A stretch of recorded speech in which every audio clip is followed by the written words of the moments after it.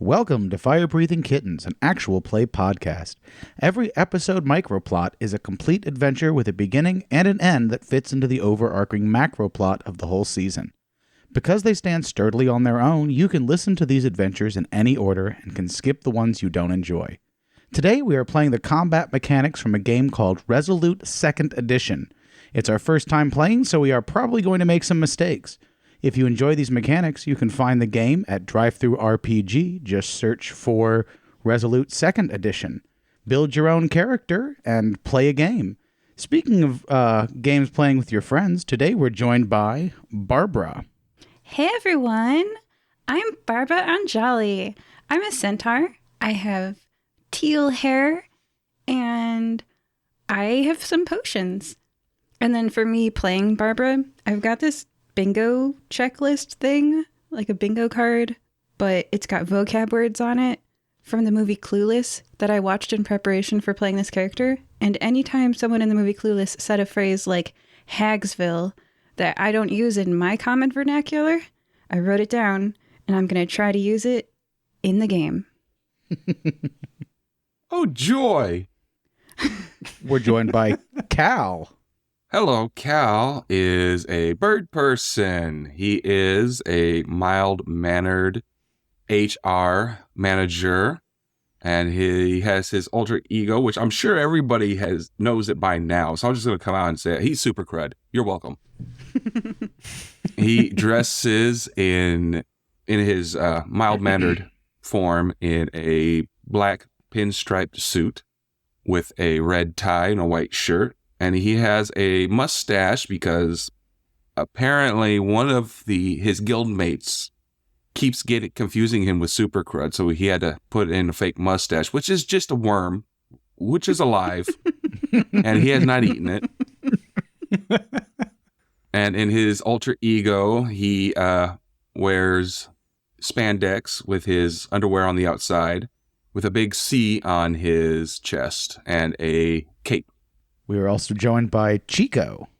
Hi there, nice to meet you. I'm Chico Barrett. I'm a 3-foot, 4-inch desert cottontail rabbit folk. Got tan fur, white chin and belly, orange paws, and I'm wearing a cotton shirt with denim overalls, straw hat, and I got a backpack filled with straw. All right. So you all are sitting in the Fire Breathing Kittens Guild Hall.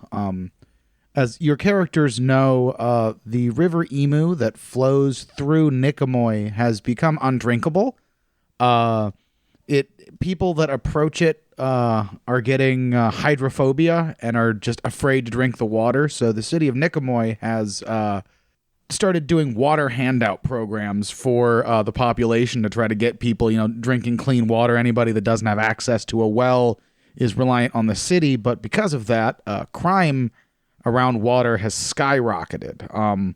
So the city has actually hired the fire-breathing kittens to offer some security to one of these water drop-offs. It takes place this afternoon at the Central Park in the city.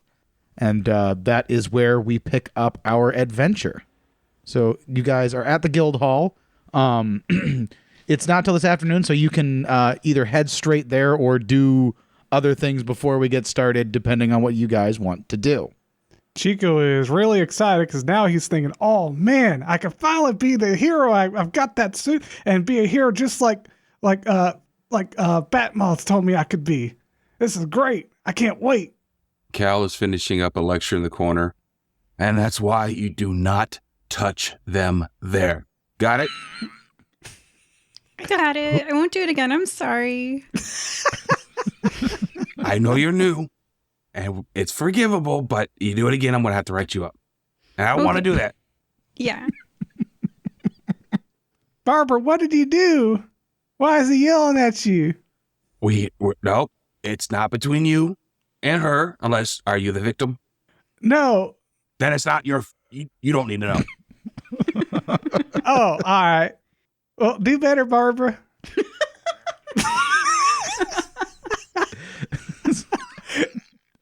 So as Cal is giving a sensitivity training course at the Fire Breathing Kittens, you guys hear a rumbling outside as if some sort of engine is running. And Chico, these engines sound kind of familiar to you.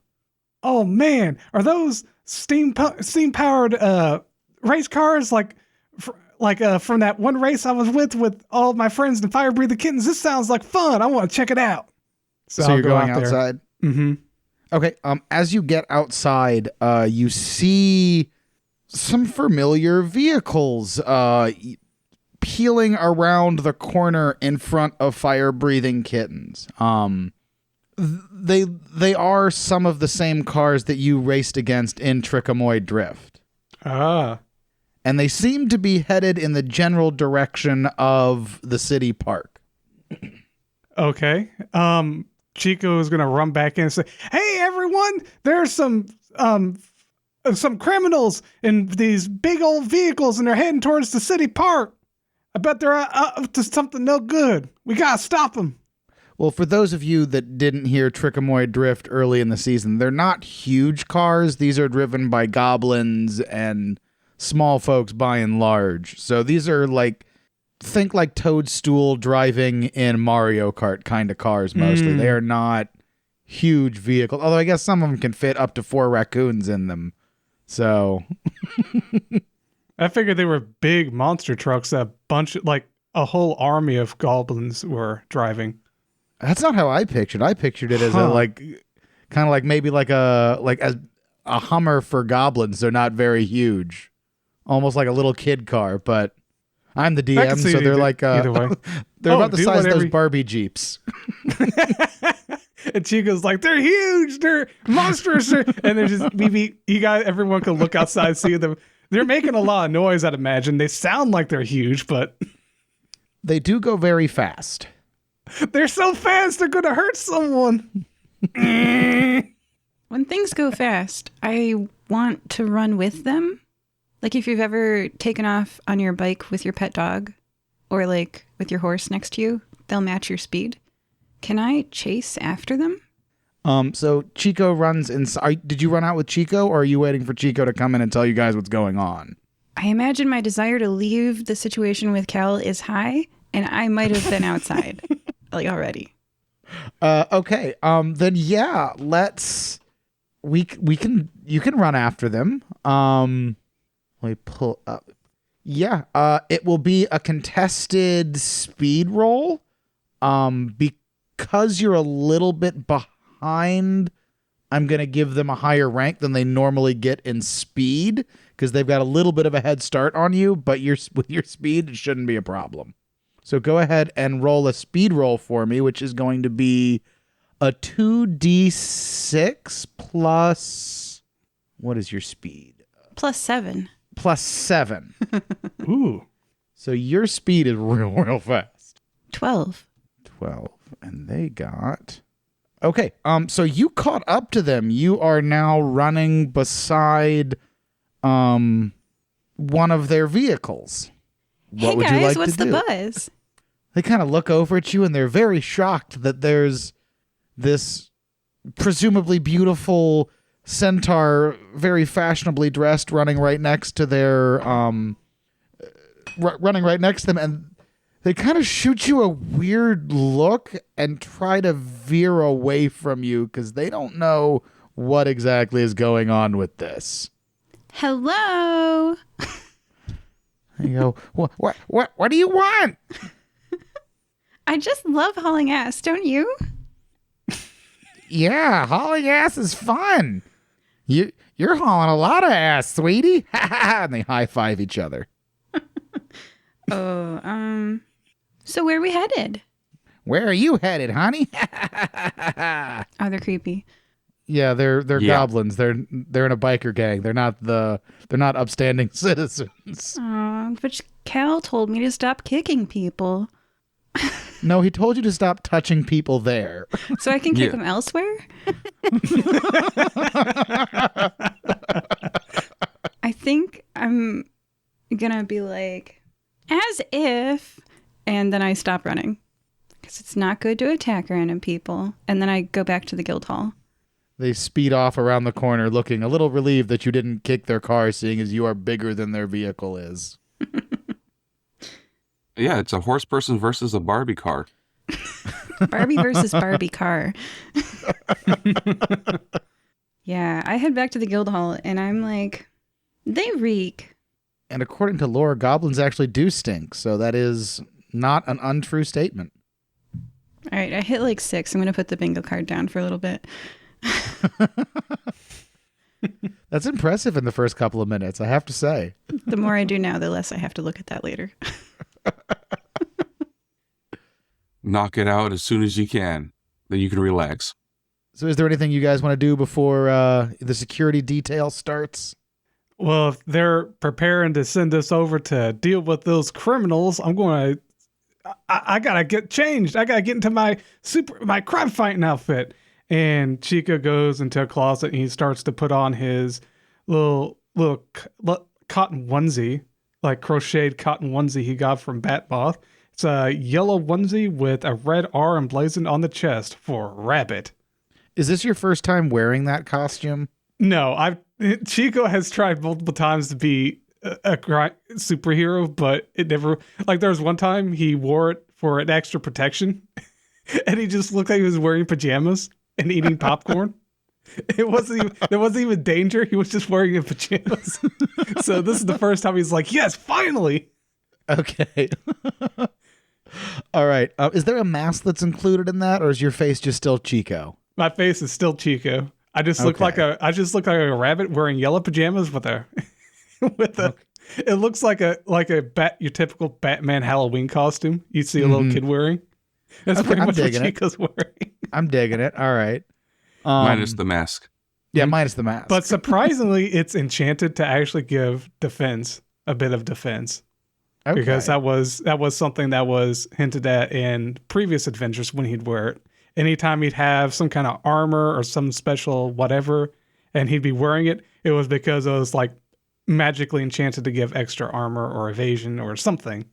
So there is a bit of mechanical use to the outfit. It's just never come up because, like I said, it's usually like, oh, this is a mission. I'm going to wear it this time, and something we're going to get into a fight, and then it's like, oh, popcorn.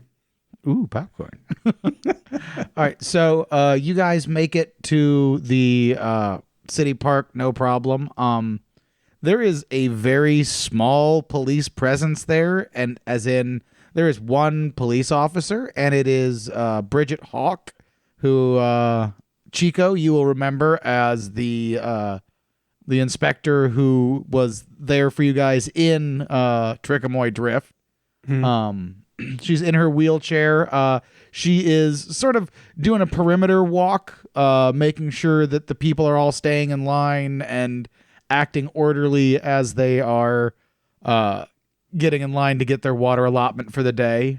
Just to give you an idea of what it looks like, the park. Think kind of a Central Park in New York City. It's a big open space. For the water, they've kind of cordoned off an area in barricades, but it's still kind of fields around it a little bit. And there's a long line of people to get water. And you guys have been hired to do security for it. So how are you planning on providing that security? Standing at the spout looking mean and menacing. Chico will go into will look around, know that bad guys are coming, so he's going to actually go into hiding. So you're blending in with the crowd, or like hiding in the trees? Hiding in like the bushes, the trees. Okay. But you're in a yellow onesie. But Yeah. I'm a ninja wearing a yellow onesie. Have you ever seen a ninja in a onesie in a tree?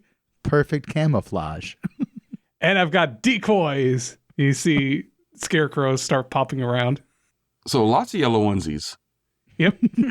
Lots of scarecrows wearing yellow onesies. They'll never know. And Barbara, what are you doing? Handing out water, like physically handing it to people. Okay. So as you guys are doing that, Bridget kind of, as she does her circuit, she comes back over to you guys. She rolls up. She's like, Chico, I see you up in that tree. You keep up there. You get a good vantage point from up there. Pleased to meet y'all. My name's Bridget Hawk. I understand you're all from the fire-breathing kittens. You're providing security for us today, right? Miss Bridget Hawk, I'm over here. Her attention gets turned to like inside of a bush. There's another rabbit creature in there. The one in the tree is a scarecrow. Oh, that decoy. You're good at that, Chico. Yep, you just got to make the decoy stand out more than me. But I wanted y'all to be on the lookout for the Grizz Whistlefizz and his gang. That we arrested him back with his street racing, but he's out on the streets again, and I'm afraid he's involved in this water stealing. What a name! Yes, he is a goblin named Grizz Whistlefizz. Chico, you'll remember that he murdered Bridget's partner. Mm-hmm. And he was arrested at the end of Trickamoy Drift. But it seems he's back on the streets.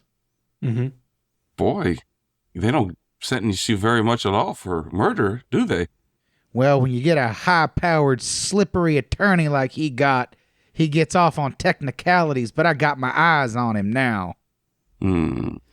Wouldn't it be better if you didn't mess up being a cop and followed the rules and you couldn't let criminals out with your technicalities? I mean, hey, have some water. Here you go. Barbara, sensitivity. Sensitivity.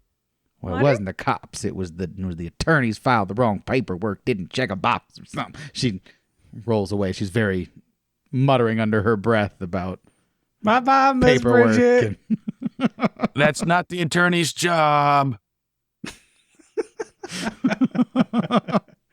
Oh, by the way, so I'm going into stealth. Could I go ahead and roll for stealth? Yeah, go ahead. Mm-hmm. I've got a 16 total. Okay.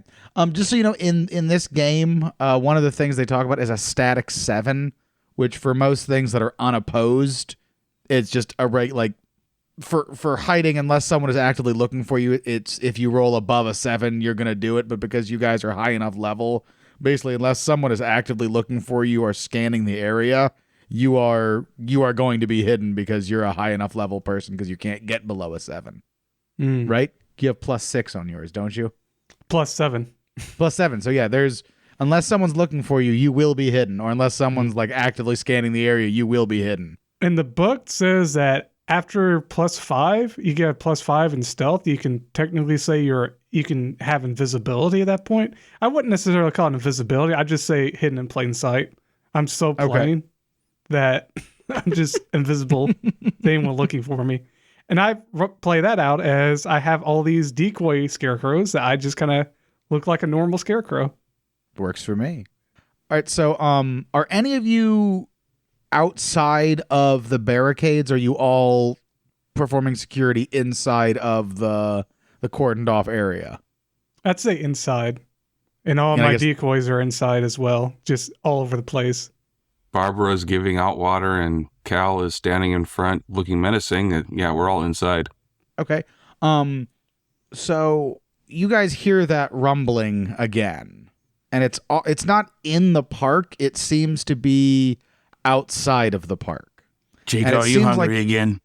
Not today. I've eaten quite light today, but I'm not hungry today at all. It seemed like there's a lot more rumbling than what drove by the guild hall. It seems like there's a lot more vehicles out there than were previously seen. I'm just wondering if I sat on a Barbie Jeep, could it keep rolling? That's what's going through my head at the moment. But you guys, yeah, just keep going. Go give it a try. I'm imagining a horse with all of its legs scrunched into a little Barbie Jeep. Yeah, those Jeeps are going to be her roller skates. Is it William Osman, I think, who has the YouTube video where he tries to Barbie Jeep to the store or something like that, and after 2 miles of going 1 mile per hour, he's like, oh god, what have I done? Because they just don't move very fast / at all with humans of 200-poundish weight. I'm a 1,400-pound centaur, you guys. I don't think little goblin cars gonna. Anyway, we'll see what happens. That's why you need 4 of them. Yeah. Roller skates. So are you guys doing anything when you hear the rumbling, or are you just noting it? Keeping a watchful eye. making sure these citizens are safe. Are there citizens outside the perimeter? Like, I'm guessing lined up? Lined up, yes, and people who have already gotten their water are leaving. I see. Well, the job is to guard the water. So why would we go anywhere else? It's a fair point. So Chico, you said you're watching them from up in the tree, right? Mm-hmm. As soon as people leave the park, they are getting stopped by the Rusty Gear Gang, and their water is getting taken from them. It's time for me to swoop into action. Would 9 units of measure or 9 units of movement be close enough for me to get in there? Yes. Okay, cool. I'd like to teleport there and then attack if I can do that all in one turn. I forget how much of an action teleporting is. I would say you can do that because there's been no combat started yet. Mm-hmm. So I would say, yeah, you could travel at not exactly as a free action, but since they don't know you're going to engage them, yeah, you could get there and start a fight before they know what's going on. Mm-hmm. As I see them taking the water, Chico teleports in. He leaves a scarecrow behind in the bushes where he was sitting. And then he teleports back over there and he looks inconspicuous with all the scarecrows he's got around. Except this one's a lot closer now. And then he's going to come out and he's going to throw a carrot at the first perpetrator that started, "Give me your water," or whoever. Okay. So then I will say you'll get a free round of combat since you are starting the combat, and then we will figure out turn order after that. Mm-hmm. I'm going to go ahead and roll for my throwing attack, a ranged attack, throwing a carrot. And do you want to talk out loud? You want to tell what you're doing so that the listeners can know the mechanics we're using? Mm-hmm. So I'm using one of my abilities called Ranged Weapon.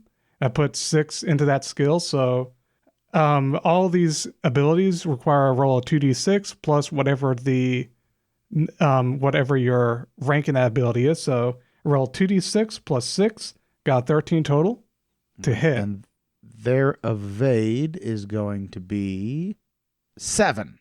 Ooh, direct hit. You got a 13 total? Yes. All right, so you hit them and it will add 6 to your damage roll, which you will roll next because you officially hit them. Now you're going to roll your damage and they're going to roll their toughness or their absorption. So the extra that I do over their evasion is added to the damage?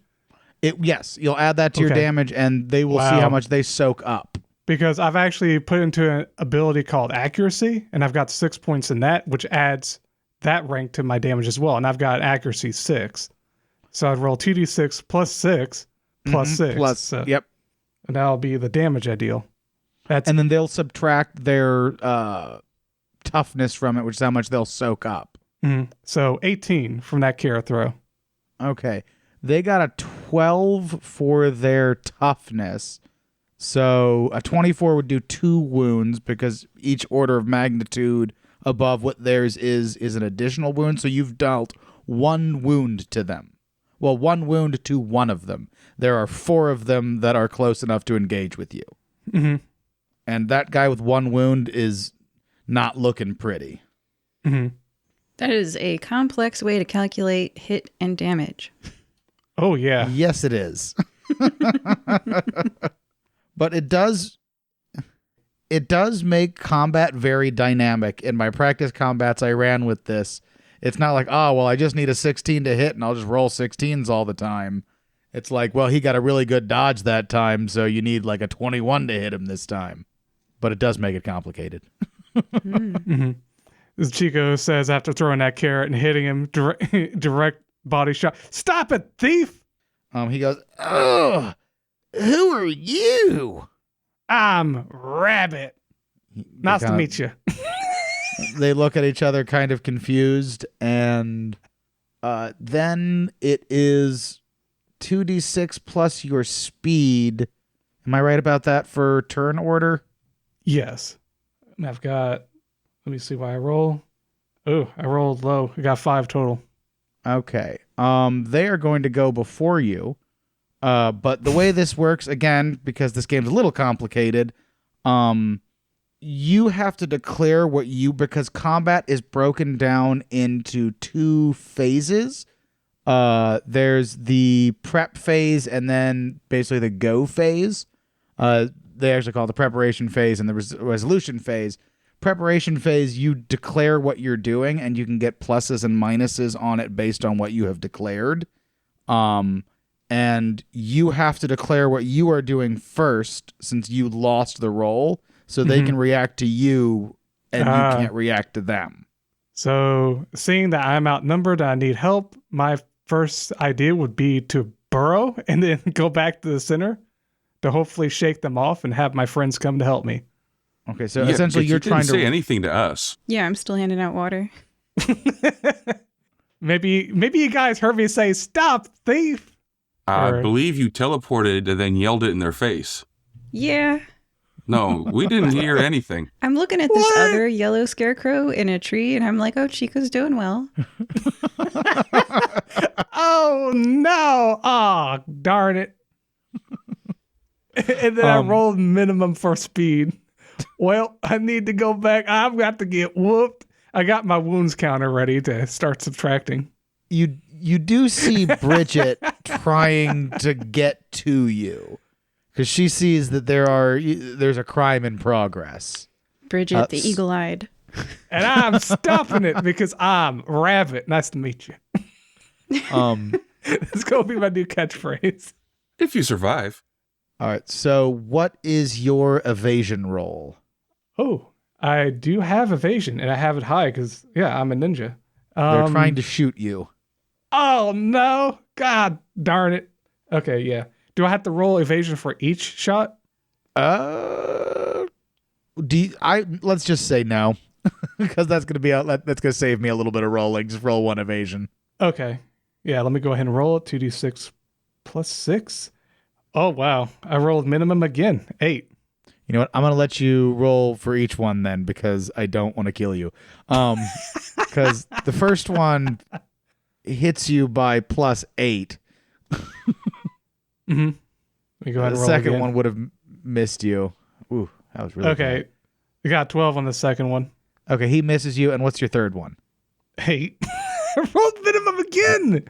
That one hits you, and okay, and what's your third evasion? The third one? It was 8. Your fourth one. Oh, fourth one, 14. 14. All right. So you get hit a total of 2 times. The first one is plus 8. The second one is plus 4. Mm-hmm. So for damage, How do I calculate that? Because I've got 9 wound for a wound counter. Well, first, to see how much damage you will soak up before any wounds are taken, you are going to roll 2d6 plus your invulnerable to see how much you soak up. Right. So I have no invulnerable. So then it's just 2d6. Mm-hmm. So a 10 on the first one and a 9 on the second one. Roll hide for the soak. All right. So you said it was a 10 on the first one and a 9 on the second one. Someone's going to die. Someone's going to die. Gosh. So you take 1 wound from the first one. Mm-hmm. Is this game a meat to beat game, right? I have no idea. With their pluses, you got hit you take a total of 2 wounds. Got it. And now it is your turn. Oh, shucks. I keep doing this. I gotta go. The hell? Someone help me. I need support. Medic! And then I burrow into the ground and start making my way. So I've got a speed of 3, and with burrowing, I'm able to move my normal speed, but underground. Underground safe from bullets. Yes, they're going to have I'll stop you through a carrot. What are you going to do now, criminals? Takes out guns. Dun, dun, dun, dun, dun. I think this is the first time Chico's been getting shot at by an actual gun. He wasn't expecting it. He just wanted to be a superhero. So then we see Chico is furiously dig underground. Bridget is making her way there. She was clear on the other side, so she's going to take another turn to get there. What are you guys going to do? Well, that depends. Did we hear him yell, help, help? How far away is this happening? It's a few hundred feet, so I would say yes, you did you heard him At the very scream least, for help. At the very least, the gunfire. Yeah, you did hear the gunfire too. Ah. The gunfire is not in our jurisdiction.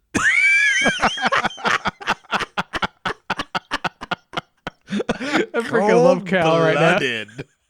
I would probably react to gunfire. You're supposed to be the Superman, the superhero. My sidekick self is supposed to look up to. You're just like, nah. I love it. Well, right now he's Cal. He's not Super Crud. And now we know why Superman doesn't have a sidekick, because like, he started it. I would run. I heard a gunshot. I'm working security. I would run towards you, Chico. You see like a Bugs Bunny trail of like burrowing, heading back towards the park, away from those criminals. Yeah, I run really fast. I have a +7 speed, so I'm there. You will running. close that distance in no time. Well, I got to make sure she doesn't touch anybody.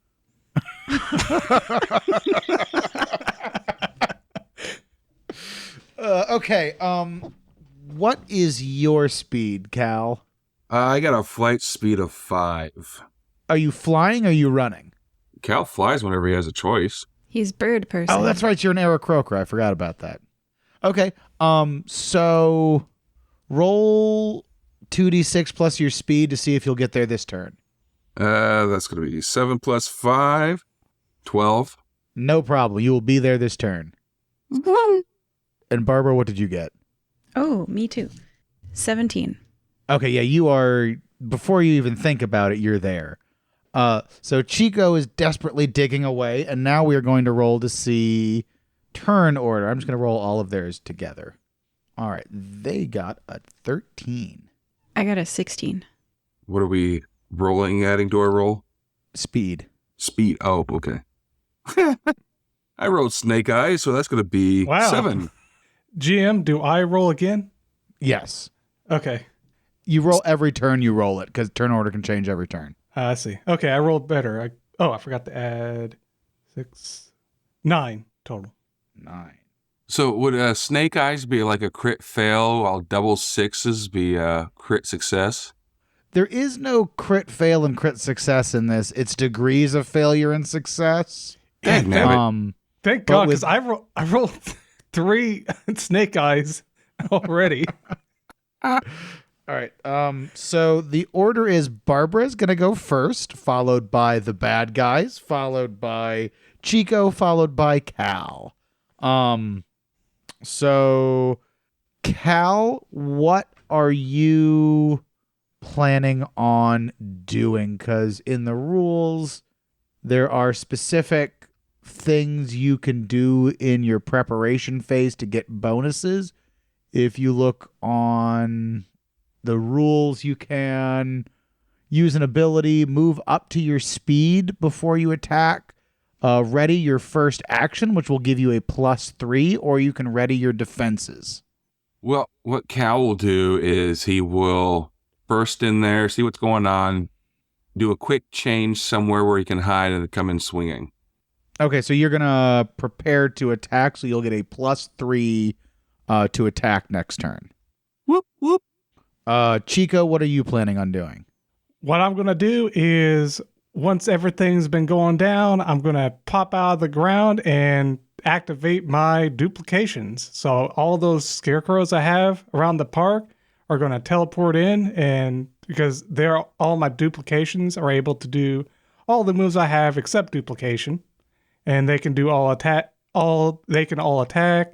and anytime they go to target me, they have to try to roll sense to try to find me. And with the amount of duplications I have, the check is a sense of 12 to find me, to target me. And it takes a turn to actually do that. And if they can't, then anytime they attack me, they're just attacking a duplicate, and they all have 1 HP. So Gotcha. they So get, mechanically for this, you're using one of your abilities. yes, I'm going to be moving out and then using one of my abilities, and then me and all my duplications, all my scarecrows will all be out in the battlefield, Okay, so able to attack.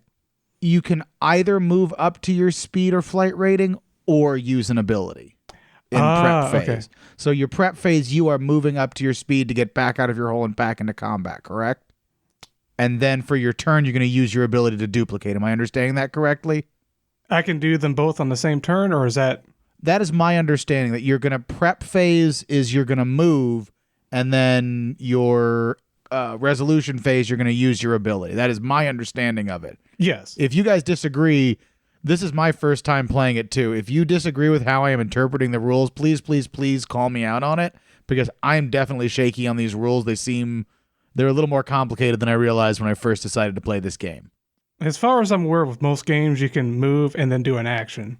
Okay. So Cool. that's just what I'm going off of. That was my interpretation too. All right, so you've moved then. All of them are going to ready to attack. So they're all going to get +3 to attack. That's mean. Well, all 4 of them, excuse me.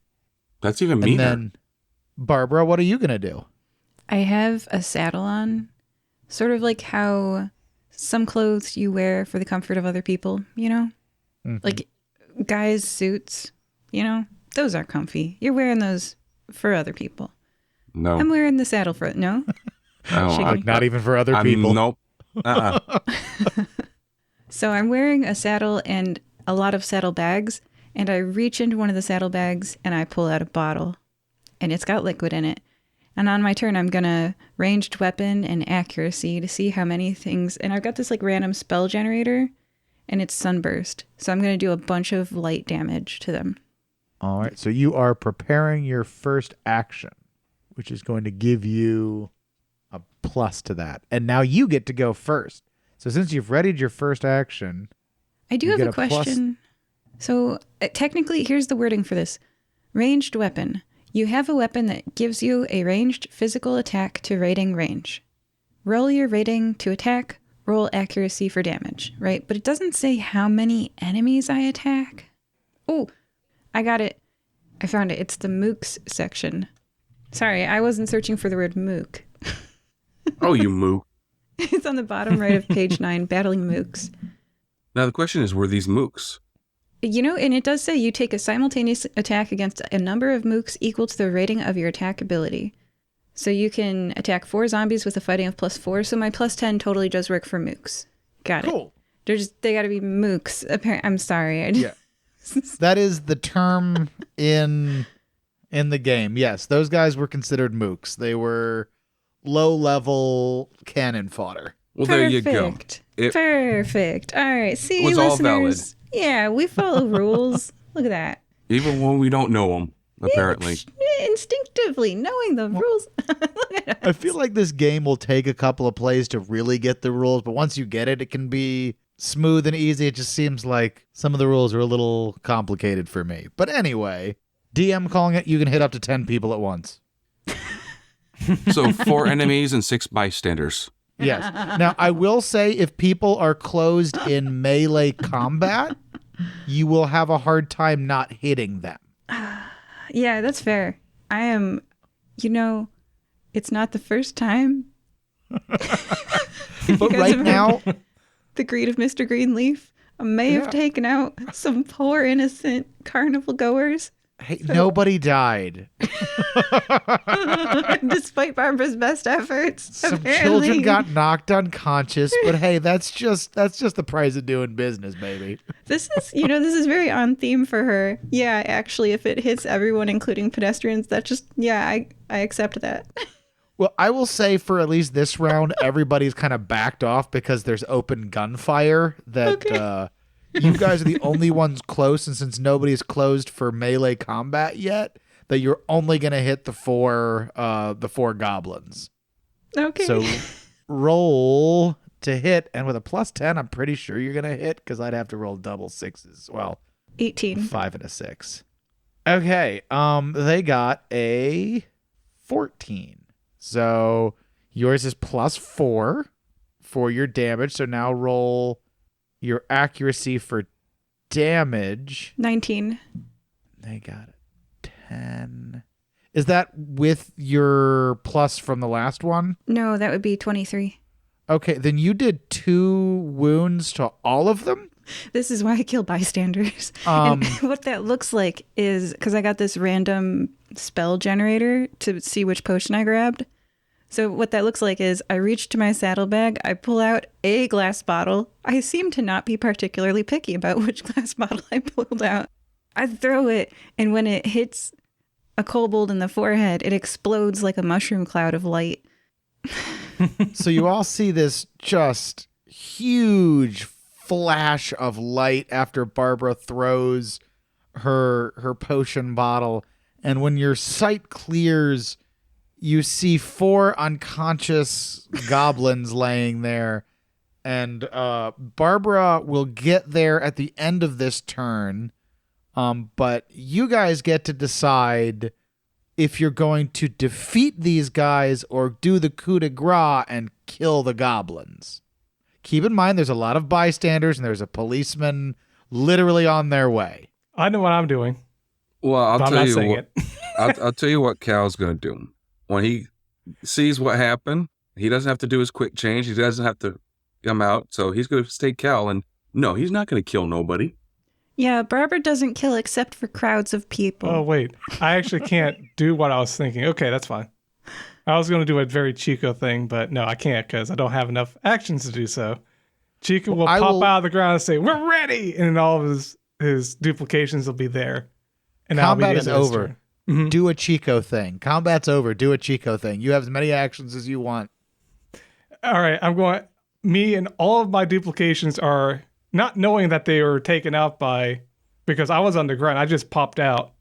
I see all of them over there, and he's gonna say, "All right, let's do this." And he's gonna order he and all of his duplicates are gonna attempt to start throwing potatoes at them, exploding potatoes.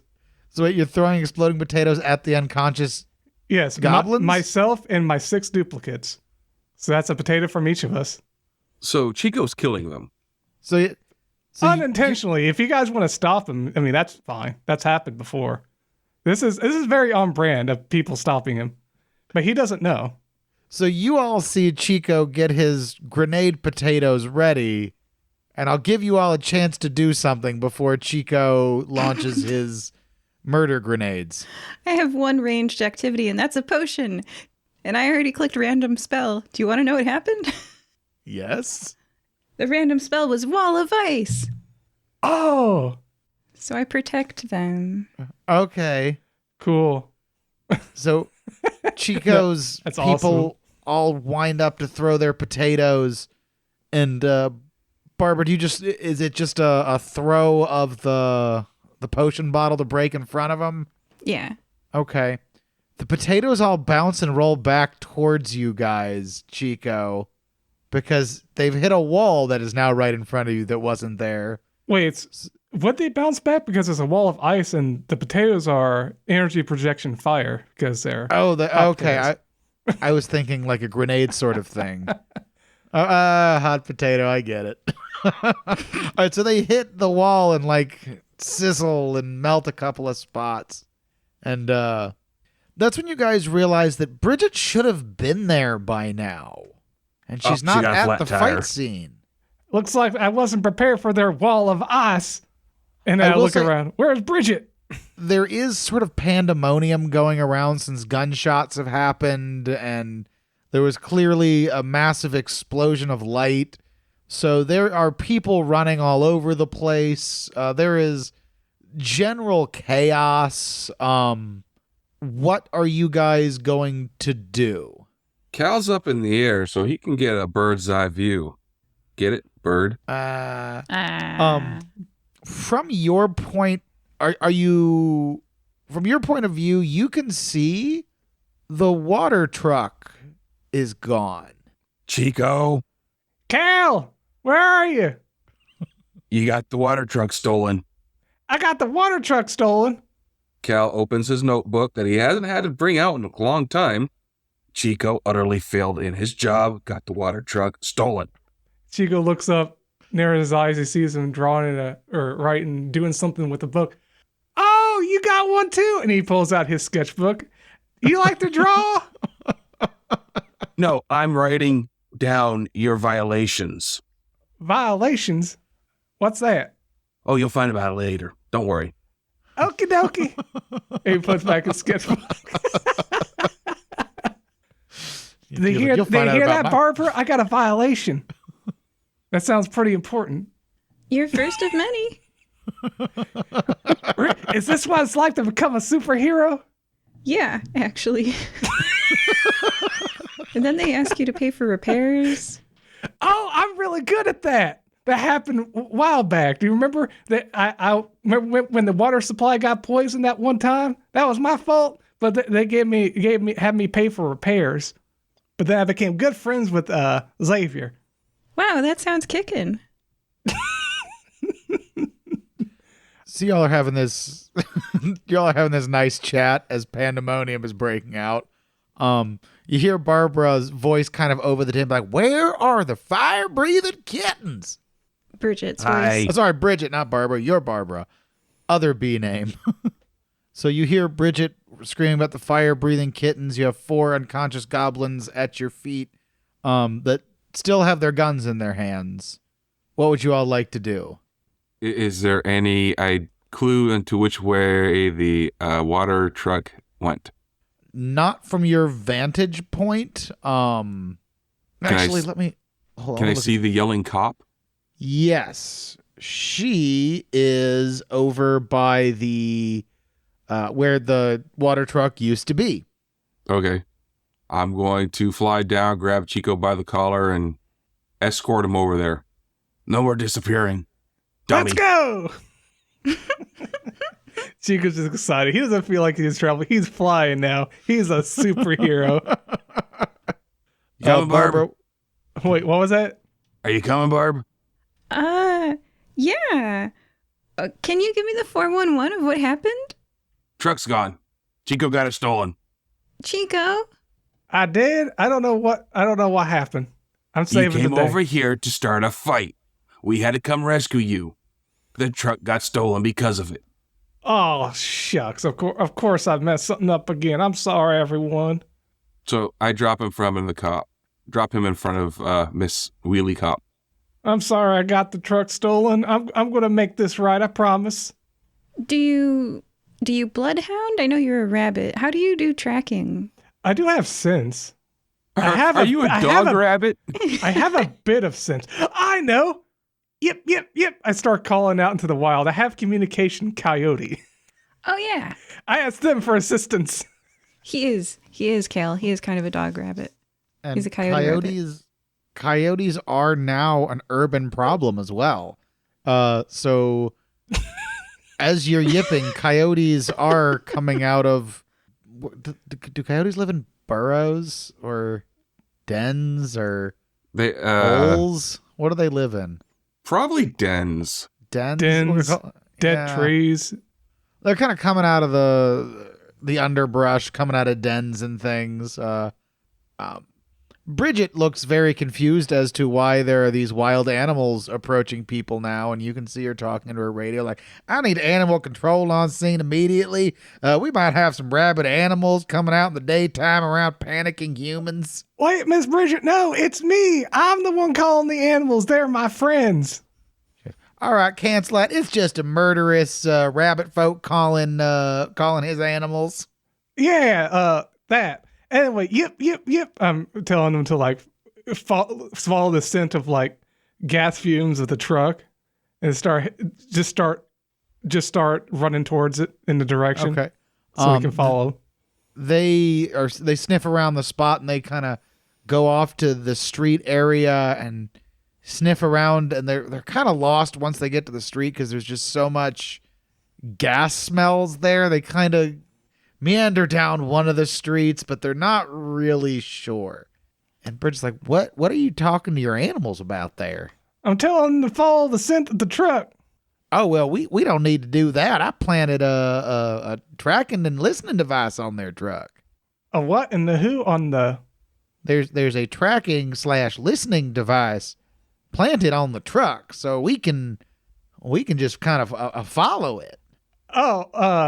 And Chico's just stand there kind of dumbfounded. Yep. And then it's telling the coyotes to just go back where they came. No need. They look And- kind of and- grumpy that you bothered them, and Oh, great. Now they're being sassy, and now they're from. you hear one of them go, Mia Leakey's going to hear about this. I'm sorry, Miss Bridget. I caused another problem. I think I that's lost just my coyotes. violation. Oh, no, you lost- just grabbed another one. I did, but I did. Wait a minute. This don't make sense. I don't think I deserve violations. Oh, you deserve them. I love that Chico thinks violations like a good noodle star or something. Mom, I got 4 violations today. Well, So- if you say so, Cal. So where does this tracker? Turn it on. Let's go. Well, the tracker, I don't have the reading device here. It's back at my apartment. It's my own personal device. I planted on them. But the strange thing is, like, the Rusted Gear Gang isn't normally that coordinated. Like, I really just expected that fight. I thought they were just robbing people as they were leaving, but this was a distraction and a quick attack, and they grabbed everything and just got out of here before we could do anything. Bridget, is it possible that your implanting of tracking devices from your own civilian stock onto vehicles is why the criminals keep getting let go by their attorneys? That has nothing to do with it. We have vigilante laws in this city that allow for such things. Not only that, but leaving the tracking receiver at home instead of having it on your person. Well, You know, I'm in all kinda fairness, thinking- I didn't think the water truck was going to get stolen. We did hire a guild to protect it. In all fairness, I think you're a little bit inept. A little bit of the pot called the kettle black, but okay. Well, you failed just as much as we did. Well, I'm giving you a violation. She pulls out a thing and is writing writing Oh, notes. boy. Oh, you know what? I can do the same thing. Officer is inept. Look, Barbara, they're being so nice to each other. Employee was They're giving inept. each other violations. And I'm going to go This is like with Chris Jericho pulling out the list, and you made the list. and I will be talking to your HR supervisor here very soon. Oh, and I will be talking to your supervisor. Nusalak will hear from me and my superiors. She's writing. Go get the tracker. She takes a deep breath and goes, look, I think if we work together, we can actually be more effective than if we are just sitting here writing violations for one another. That's why I told you to get the tracker. Be a team player. Well, here's the thing. Oh, God. I'm really not supposed to be here today. I'm Oh, kind of God. acting in an extrajudicial capacity, if you will. But like I said, there's a new vigilante law in the city that if you are a registered vigilante, which I have registered, you are protected somewhat from the ramifications of being said vigilante. You do realize this is you're not on duty. Your violations mean jack shit. Well, that's why I am currently a vigilante. If you will look at the side of my wheelchair, on the side of her wheelchair it says Delphi. She goes, I am codenamed Delphi right now, which means I am actually not acting in my role as an officer of the law. I am a vigilante. Wait a minute, a vigilante, just like Bat. Are you a superhero too? In a manner of speaking. Oh my good! You gotta help us get the water truck. Well, that is the plan. So why don't y'all, we'll meet back at my apartment. It's the big clock tower. I live on the top floor. Y'all can come visit me tonight. Just make sure you're in your superhero regalia or your vigilante regalia. So what you're saying is you want to give them time to escape. And strip the car down? I mean, how long does Well- it take to remove hubcaps and stereos and the important... Well, it's a water truck. It has And the Water. water. and a truck, and that we know we're going to resell it. We know they're not just going to pour it all out. They're trying to resell it. So if y'all can just meet me back at my place. You know, we will totally There's someone meet you else we back want at your you to meet. place. That sounds great. Before then, can you pick up and I list some grappling hooks and stuff so that she's got to go there. Do you mind picking that up before we meet you tonight? Well, I suppose so. I can like, do that. Handcuffs from the police station. You can borrow a few pairs, right? We need those. Yeah, I guess. Great. We'll meet you tonight. Bye. And what's your apartment number? The top one. All the way at the top. I'm the penthouse at the top. Sounds awesome. Bye. Bye. Barbara's She character's or player is scaring me because she smiled really hard. I don't know what her aim is, but I know it's bad. And She smiled that way because I'm on the right track. I read her mind. Yeah, and I don't know. Just like Chico. Neither do I. I just want to get some more violations. That's all I'm thinking about. Well, now we know why the criminals keep getting let back out. Yeah. Those cops. Yeah. So, I'll meet you over there. I'll grab Chico. All right. Cal will grab Chico by the ears, and up we go. Yeah, I'm Hey! running to the clock tower. Oh, so you guys are trying to get there before her? Oh, yeah, Yes. we're going to break into her apartment, grab the tractor, and get on with this. Yep. And we're going to accrue a lot of violations. I'm so excited. Okay, I did not expect breaking and entering in a superhero adventure. We don't need her. I mean, she's worthless anyway. Yeah. So are you guys are you going through the elevator, or are you... Cal's flying. He's going to go right through the window. I am going to attempt to enter the building at its base, and if I get stuck in the lobby, I'll just go back outside and wait for Cal to leave. Chico, what are you doing? Oh, Cal I'm has here him by for the the ears. ride. Oh, you're not letting Chico out of your sight. I'm a hero. Last time I did that, he got himself beat up. Okay. I'm all right. I've only got a couple bullet wounds. So I've Typical got 9 Tuesday. HP. I've got 9 HP and I took 2 HP. I'm fine. I didn't even have to really rely on my duplication because they'll tank my hits. I just wasn't expected to be shot immediately. You always got to be ready to be shot in Nicomoy. The police force is incompetent. Yep. Okay. So you fly up to her room, and the window is locked. It's okay. Smash. Yep. Okay. Inside is kind of what you'd expect of a single cop. You know, there's one couch and whatever the fantasy equivalent of a TV is. I guess A rock. a rock, a crystal ball. A stone of farsight. I don't know.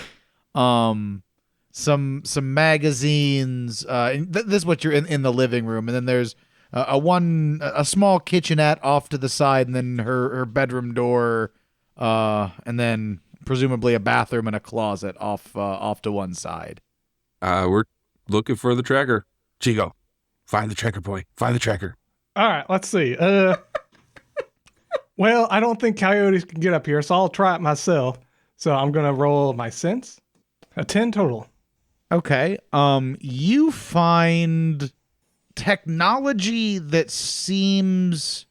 Cal, you were in HR violations in space. Yeah, I know this- technology. This is a computer. She has a computer for some reason.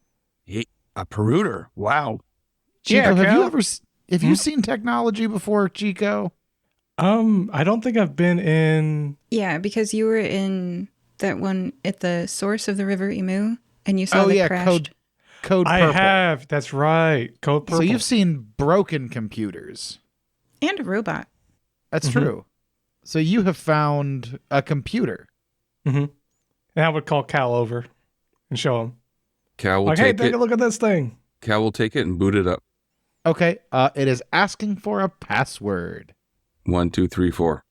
It is not 1, 2, 3, 4. Pumpkin. It's pumpkin. No, it's not pumpkin. What was her dead partner's name? Yeah. I'm looking it up. We'll say you type that in and it's not that because Okay. it's not in her thing, and I didn't write it down if it was mentioned in Drickamoy Drift. It says parentheses deceased cop partner. His name is D. No. Ceased Cop. Don't name him. Okay. That was unofficial. Deceased. Yeah. She never talks about it, so you've never learned his name. Okay, just hang on to this, and we're gonna keep looking for a tracker.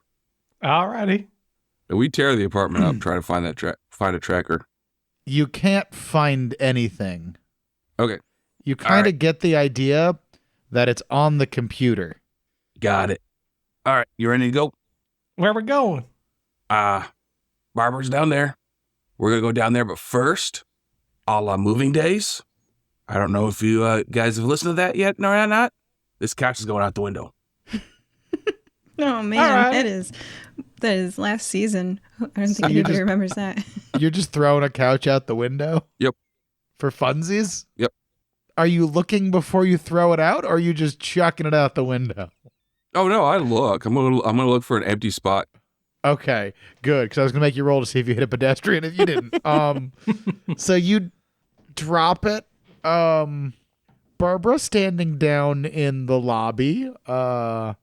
Did you try to go up, or did you just hang out in the lobby? I would have tried to go up, and if I wasn't able to just casually walk up, press top, and go up the elevator, then I would have gone back outside the building. Okay, there's no doorman or anything. Yeah, the elevator dings right at the top of the building, and a As- 1,400-pound horse exits. Yeah, as they're doing that, you're standing in the elevator. A couch goes down as I go up. I'm like, oh, good, they made it. All right, so ding, and the elevator doors open, and you step out onto a rabbit folk holding a computer, and an Aarakocra just chucked a couch out the window. Hello there, fellow vigilante. Are you ready to commit more violations?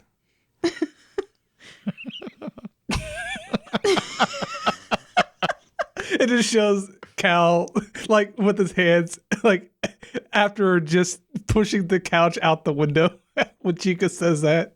So, Barb, we need to get a password from your wheelie friend. So can you go ask her? Have you You tried do- her partner's name? Yes. Oh, Deceased doesn't work. Dead guy. Plot device number 1. So as you guys are talking, you do hear the elevator ding and the arrow light up for down, and the elevator starts descending. Oh, I gotta assume go. you've gotten out of the elevator, Barbara. oh yeah. Yeah, it's in the computer. We don't know the password. We don't know her birthday either. Is there a calendar on the wall? Sure. Are there Well, there any- was one, but it has been torn off the wall by Chico in his ransacking. Oh, okay. Hey, I see this on the floor. Is it possible any of these days are circled? Or like my birthday, like Yes, the date that her partner was killed. I try that number in the computer. It's not that number. Is there possibly like a sticky note on the back of it with the password written on? No, but everyone roll a sense check for me. That's Snake eyes. I have something called knowledge too. Oh, roll that instead. That would actually be more helpful. I've got a 4 total. In knowledge? No, in sense. Oh, if you have a And knowledge, roll that too. Oh, let me roll knowledge. 11. 11. 5. You, Barbara, recognize that she told you her vigilante name. And if this is linked to vigilanteism, it might be her vigilante name is the password to this computer. Type Anybody it in, remember that? Type it in. Type it in. My character remembers. My character types it in. What was her Anybody write vigilante it? name? Delphi. Oh, that's right. Yeah. We type in Delphi. You type in Delphi, and the room changes. Whoa. Not like illusionary, but like metal things close over the window. The lights flip to like ultraviolet. A seat shoots out of the middle of the floor. There's huge screens everywhere, and you hear a voice going, "Hello, Delphi. Welcome back to headquarters." Thanks. Track wagon. That would have been good before the couch went out the window, huh? The couch doesn't matter. And that's when you all hear, ding! Well, it's metal covering it now, right? So there's nobody coming in. Except through the elevator, which now opens. Your Batcave doesn't turn the elevator off? Except when Delphi rolls into her own headquarters. Oh, wow. You got handcuffs really fast. It's like, Shotgun was very fast. I keep them in my in my go bag, which is here in my apartment, and I just had to go get a couple of grappling hooks, which, you know, down at the Adventure Mart's really not that hard to get. Grappling hooks were 2 for $1 today. Well, we just missed the people who ransacked your apartment. Oh wow! Well then, let's go back to my security cameras so we can see who it was. Oh, they destroyed those when they first came in. There's nothing. That's when you hear a voice from the corner going, "They're lying to you, Delphi. They did this themselves." And a little tiny moth dressed in all black comes and lands on her chair. It's Bat Moth. That's true. Technically, it wasn't me this time. In fairness, 2 of them broke and entered. 1 of them just kind of entered. Batmoth, it's you! You wouldn't believe the adventures I've been on and the violations I've occurred. So both of you, would you like to explain why you broke into headquarters? Cal told me to. It's a talking moth. It's a bug. Squish. No, don't. That's how I killed his whole family. When you go to squish, there's a little puff of smoke. And when you smack down and look at your hand, he's sitting on your shoulder. And he goes, "Nice try, Super Crud." How do you know me? He goes, "I'm Batmoth." That's a dumb name. And Super Crud is any cooler? Look, we're not here to argue over stupid names. You're right. Although, We in gotta get a fairness, trip. we do need to talk about your superhero identities. You just outed me, so what's more to talk about? Well, I mean, yeah, there's like you, but like the other 2 of you. Well, just out them already. Obviously, you know everything. Well, they don't have superhero identity. Look, okay, let's start from scratch. Hi, I'm Batmoth. Hi. Nice to meet you. No, I'm it's a not. vigilante. Hi, I'm Barbie. Okay, Barbie, I'm going to talk to you because you seem a lot more agreeable than the other fellow over here. Well, then get off my shoulder. He flies over and lands on. He goes, "Well, I'll fly off your shoulder if you stop trying to kill me." And he flies away. I just thought you were a bug. How many bugs do you know that wear a cape and look this awesome? Batman? 5. You know some cool bugs. Anyway. Barbara is kind of wheeling around her apartment, just looking shocked at the amount of Bridget. ransacking. Oh, Bridget. I'm sorry. There's too many B names. Bridget. Bridget is going around the apartment, just looking shocked at how much ransacking you guys had gotten done in like the 20 minutes she was gone. We're super. And she goes, "You know, I couldn't arrest vigilantes for doing this, but I could arrest citizens." I'm not a citizen. I'm a vigilante. Watch. And he goes, "I gotta go poo." Goes to the bathroom, comes back out. "There's no need to fear. Super Crud is here. Hello, citizens." Wow. It's Super Crud. I've heard so much about you. You're the kind of superhero I want to become. Like you and Batmoth and Delphi and Barbie. And, well, I just really want to become a superhero like all of you. I'm so excited. I want to take care of those bad guys and save the day. Don't worry, citizen. One day you will be just like me. I'm working on it. I've occurred, I think, like 3 violations so far today.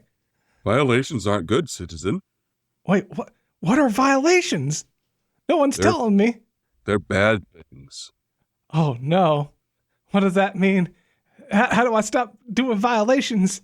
Stop doing bad things. But I'm trying to do the good things. I need help doing good things. Yes, you do. Okay, then. Batmoth realizes you're wearing your rabbit pajamas. He's like, Chico, I see you have embraced the superhero inside of yourself. What is your superhero alter ego? Oh, I'm Rabbit. That's what you told me. I'm Rabbit. Now I've embraced it. What's your Rabbit? superhero? Rabbit. Rabbit. Rabbit. Sure. Rabbit. Rabid. Rabbit. But I'm not, sure. I don't know what that word means. Rabbit. And Barbara, what is your superhero identity? I'm Super Centaur. Are you wearing a costume or are you just wearing... Well, it's kind of hard to hide the horse half. She put on a mustache. I could put on a mask or like a paper bag with 2 holes for eyes, but like you're not gonna hide the horse part. So In my mind, I kind of wanted you to just like build a person on the back side of you. So it's like a reverse centaur costume. It's like, it's not a centaur, it's 2 people. we're just always close. We're the twins. So with the vigilante law in the city, Barbara Bridget after she Just call her Hawk. Hawk after Or Delphi. we'll call her Delphi. We'll just call her Delphi. Yeah, there you go. Yeah. Delphi, after she recovers from her shock, is like, well, now that I know all your superhero names, I guess I can register y'all as official vigilantes in the city. But that just means, y'all can't kill nobody, and you got to keep the property damage to a bare minimum. All right, then. Do you agree to these terms and conditions? As long as you agree that it was only 1 couch. That's a minimum. And she looks around. She goes, hey, God dang it, my couch. I didn't even notice that was gone. I'm already registered. I'm Rabbit. Nice to meet you. Rabbit. Oh, rabid with 2 B's. Got it. Rabbit. Got it. And Super Centaur. And done. All right. Well, now that y'all are here, she pulls up her, on her computer, she pulls up the data for where her tracking device and listening device ended up. And she's like, all right, well, it looks like Grizz Whistlefizz and his gang are down by the docks at their mechanic shop. Let's go. Yep. All right. Super Crud, take me. Just show you my ears. Let's go. He grabs the ears and flies out the window. I love this. I quietly walk to the elevator and press the button and it goes ding and I wait for a little bit. On your way down. It stops at the wrong floor. The door is open. There's an old lady with a dog. Just looks. She goes, I'll take the next one. Well, yeah, she ain't gonna fit. Nope. I'm the weight limit. All right. So you are all now outside of Delphi's clock tower building. You know where Grizz Whistlefizz's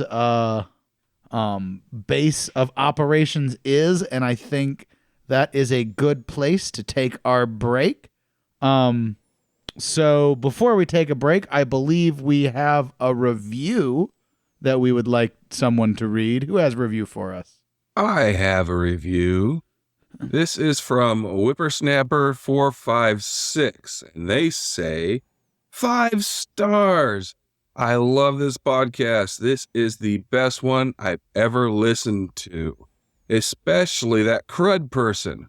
Who are they? I don't know, but I love the family. All right. Well, you can write your own review and please listen to it and review us. So we have been joined by Chico. This is so exciting. I'm an official vigilante. I just got to figure out what that word is, and then I'll be a true superhero. Cal/Super Crud. There's no need to fear. Super Crud is here. And Barbara. Majorly, for all of you who are drinking while playing bingo with all these words. All right. We will be right back. After Goodbye. we fill up on our moonshine. Today's mid-episode shoutout is from JustGame36, who says, quote, The Immortals Guide to Supervillainy, out now on Amazon Kindle. Amazon.com/D as in dog, P as in poltergeist, /B as in boy, 0, B as in boy, L, H as in helicopter, V as in Vede Vaca, 8, B as in boy, 3, 8. This battle shall reach its inevitable conclusion, and the final triumph will belong to Dr. Undying! Exclamation mark. End quote. I should just say that again because I should stop being silly and actually do the shout out, and that is The Immortals Guide to Supervillainy, now on Amazon Kindle. All right. You can arrange, I know there's no reason for you to because we do a terrible job at it, but you can arrange for us to read your shout out at firebreathingkittenspodcast.com through our partnership with Buy Me a Coffee. You can also find our books. We have paperbacks, hardcovers on Amazon, and we have Audible audiobooks. Lastly, we don't pay to advertise our show, so the only way we can grow is if you tell someone about us. Is there an episode that would make someone you know smile? Tell them about it. Thank you. Welcome back to Fire Breathing Kittens. We are once again joined by Chico. Hi there, I'm ready to go. I am rabid, ready to save Nicomoy from these water thieves. Yeah. Cal. Yo. And Barbara. How fabulous. Who wants to give us a recap of what has happened so far? Barbara, would you like to give us a recap of what has happened so far? Sure. So, I have to give Bridget Hawk snaps because she chose to hire us, Fire Breathing Kittens, the best guild in town. See, snaps. We were guarding the water when all of a sudden some mini cars started to go ballistic. They were vrooming around, and Chico did not think that was dope. He ran off, and I was thinking that the scarecrow in the tree was Chico, but it wasn't. So he called for help. We ran there. Everyone was fine. No one died. Yet. And Delphi told us that she was tracking the truck that was stolen, the water truck that was stolen. So now, it's funny because the player is kind of, I'm not going to say evil, but I'm not going to say manipulative. I'm going to say conniving. So but Barbara, I don't know if Barbara was in on it. So I'm going to, I don't know. So it's hard to say what happened as Barbara. So we went and waited for her early. Waiting for her to get back in her apartment. Sure. Go with that. One way of putting it. We were so early.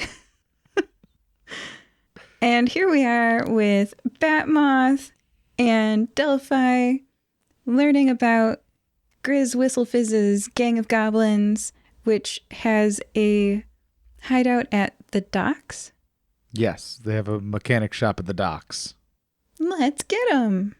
And we're all in our super ultra egos. Yeah, I have Super a paper crud. bag over my head with 2 holes in it. we got super crud, rabid rabbit, and what it was super horse. Yeah. Okay. Super Centaur, it says SC, definitely not SS. She has a lightning bolt.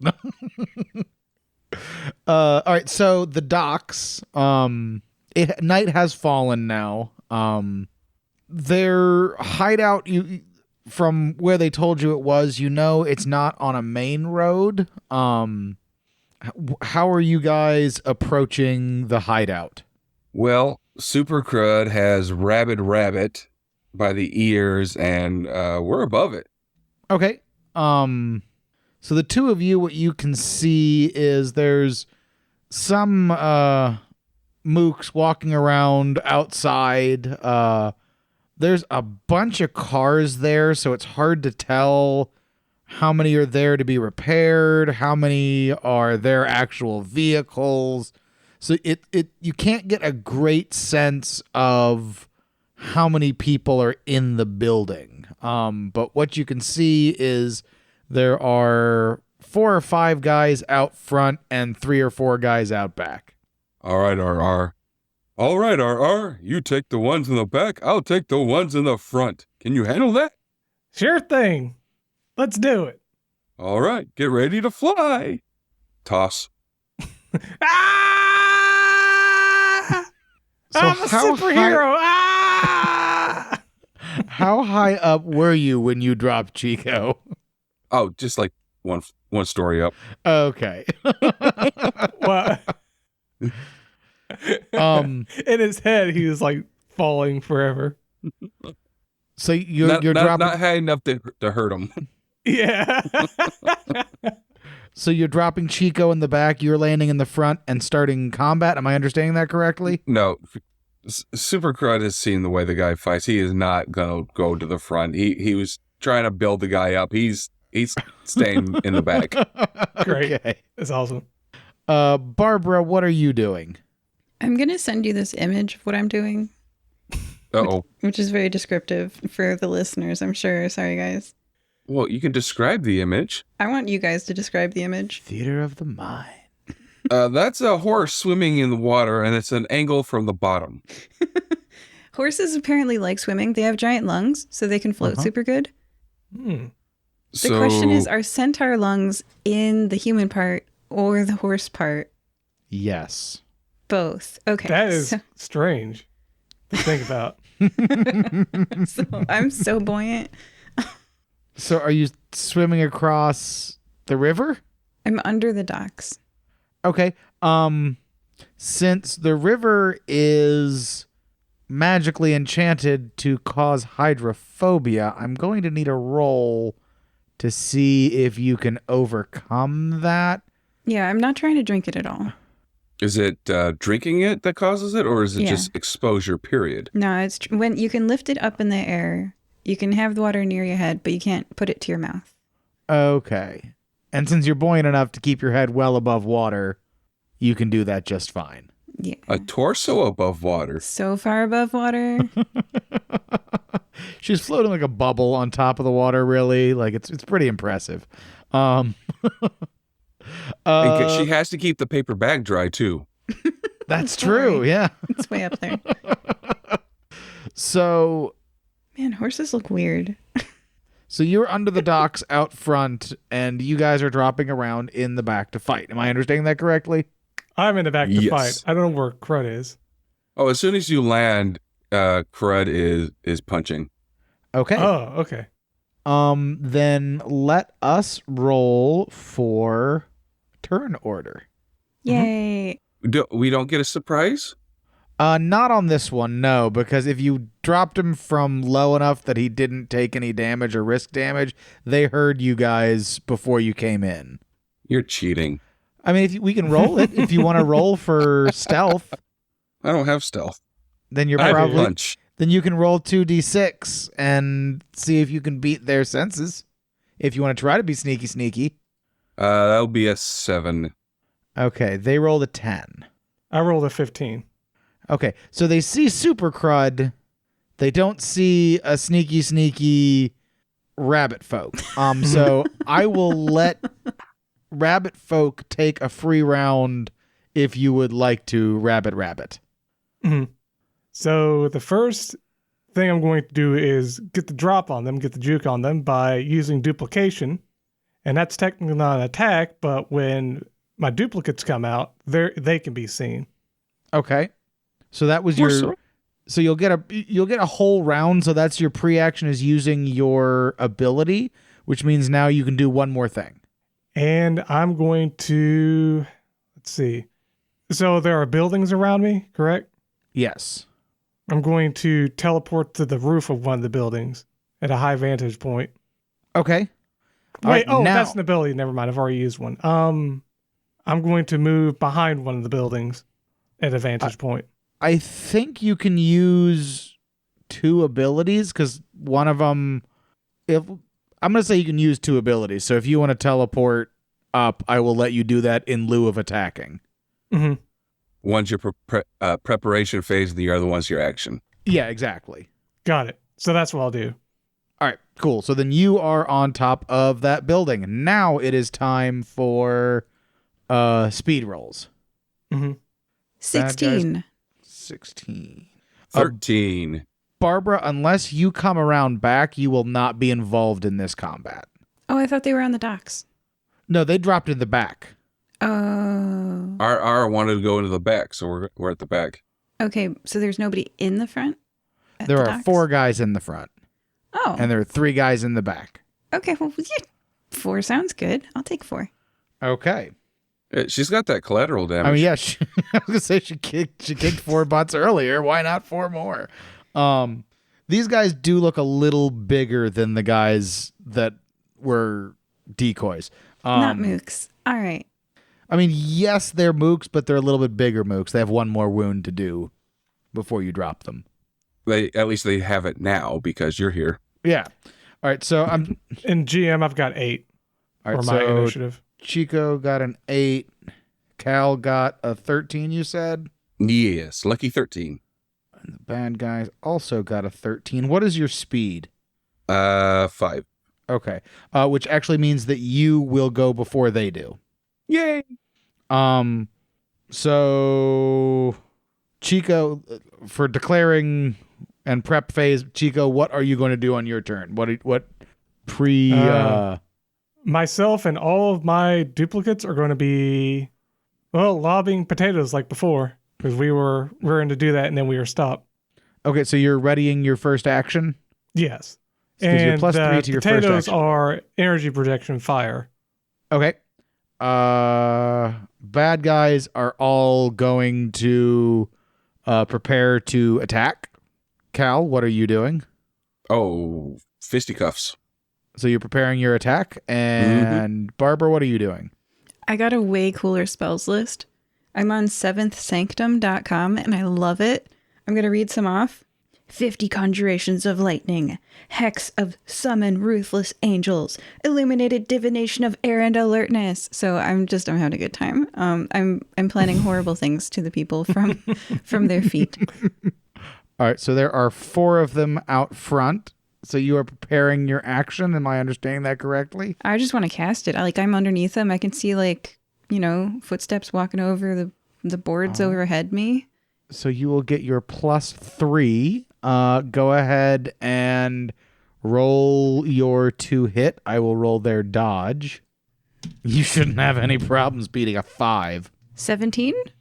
So yeah, that you really hit them.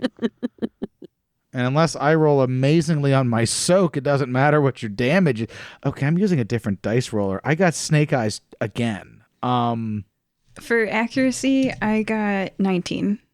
Well, seeing as it is plus a base whatever the of difference was. 5, and you said you got a 19? Yeah, with my roll. I rolled a 9 and I add 10, so that's 19.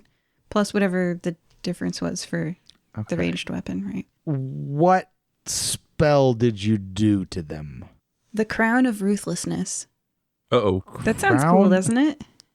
Do you, It better not suck. do you want to explain what happens when you throw this potion bottle at them? Describe what happens to them, because they are all, if you want to kill them, they had 3 wounds and you did at least 4 wounds of damage. I don't kill anybody, but yeah, I imagine that they're walking on the wood, right?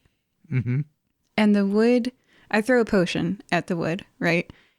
And the darkened whirls of the grain of the wood get even darker and darker, and they turn into barbed wire, and they reach up the feet all the way up to the head, and they make statues, right? And if you look really closely inside the layers and layers of barbed wire, there's a person in there. Oh. That's terrifying, and I love it. Okay. Death by 1,000 cuts. No, they're fine. They're fine. They just can't Jeez. move. So, does that happen quick enough that they don't get a chance to scream? They can scream. They can talk. They're alive. They're in there. It's just that it's imagine a metal statue around them. Okay. A metal barbed wire statue around Right, them. with lots of little pointy bits inside their skin. So Well, you hear... They're technically they're not being touched, right? If they stay perfectly still at exactly the position that they were at. Well, Like the barbed mid-step or wire- whatever. The way barbed wire works Mid-step. is if the wire's tight around them, the barbs go into them because they're wider than the wire. I know. So you all hear a terrified, excruciating scream emerge or issue from the front of the building. And Super Crud, it's your turn. That's fun. Good work, Super Horse. Punch, punch, punch, punch. Oh, I'm sorry, wrong voice. Good work, Super Horse. Punch, punch, punch, punch. All right, roll your to hit. All right, that's going to be 20. Okay, they got a 14 for evasion, so you did hit them, and you will be at +6 for damage. Okay, so And their soak is 9. that's going to be 23 for damage. Okay, well, he's super unconscious. So because they're mooks, do I hit more than one? Is that for just ranged, or is that for Barbara? You were the one that read the rules. If it works anything like mobs in D&D, once it's a collective pool. So once one goes down, the damage transfers to the next one, and so forth and so forth. Yes, go ahead. You can simultaneously attack mooks equal to the rating of your attack ability. So yes, you can continually beat the crud out of mooks. Yeah, my attack ability is 10. So Okay, so then yeah, you can hit more than one. You can hit all 3 of them.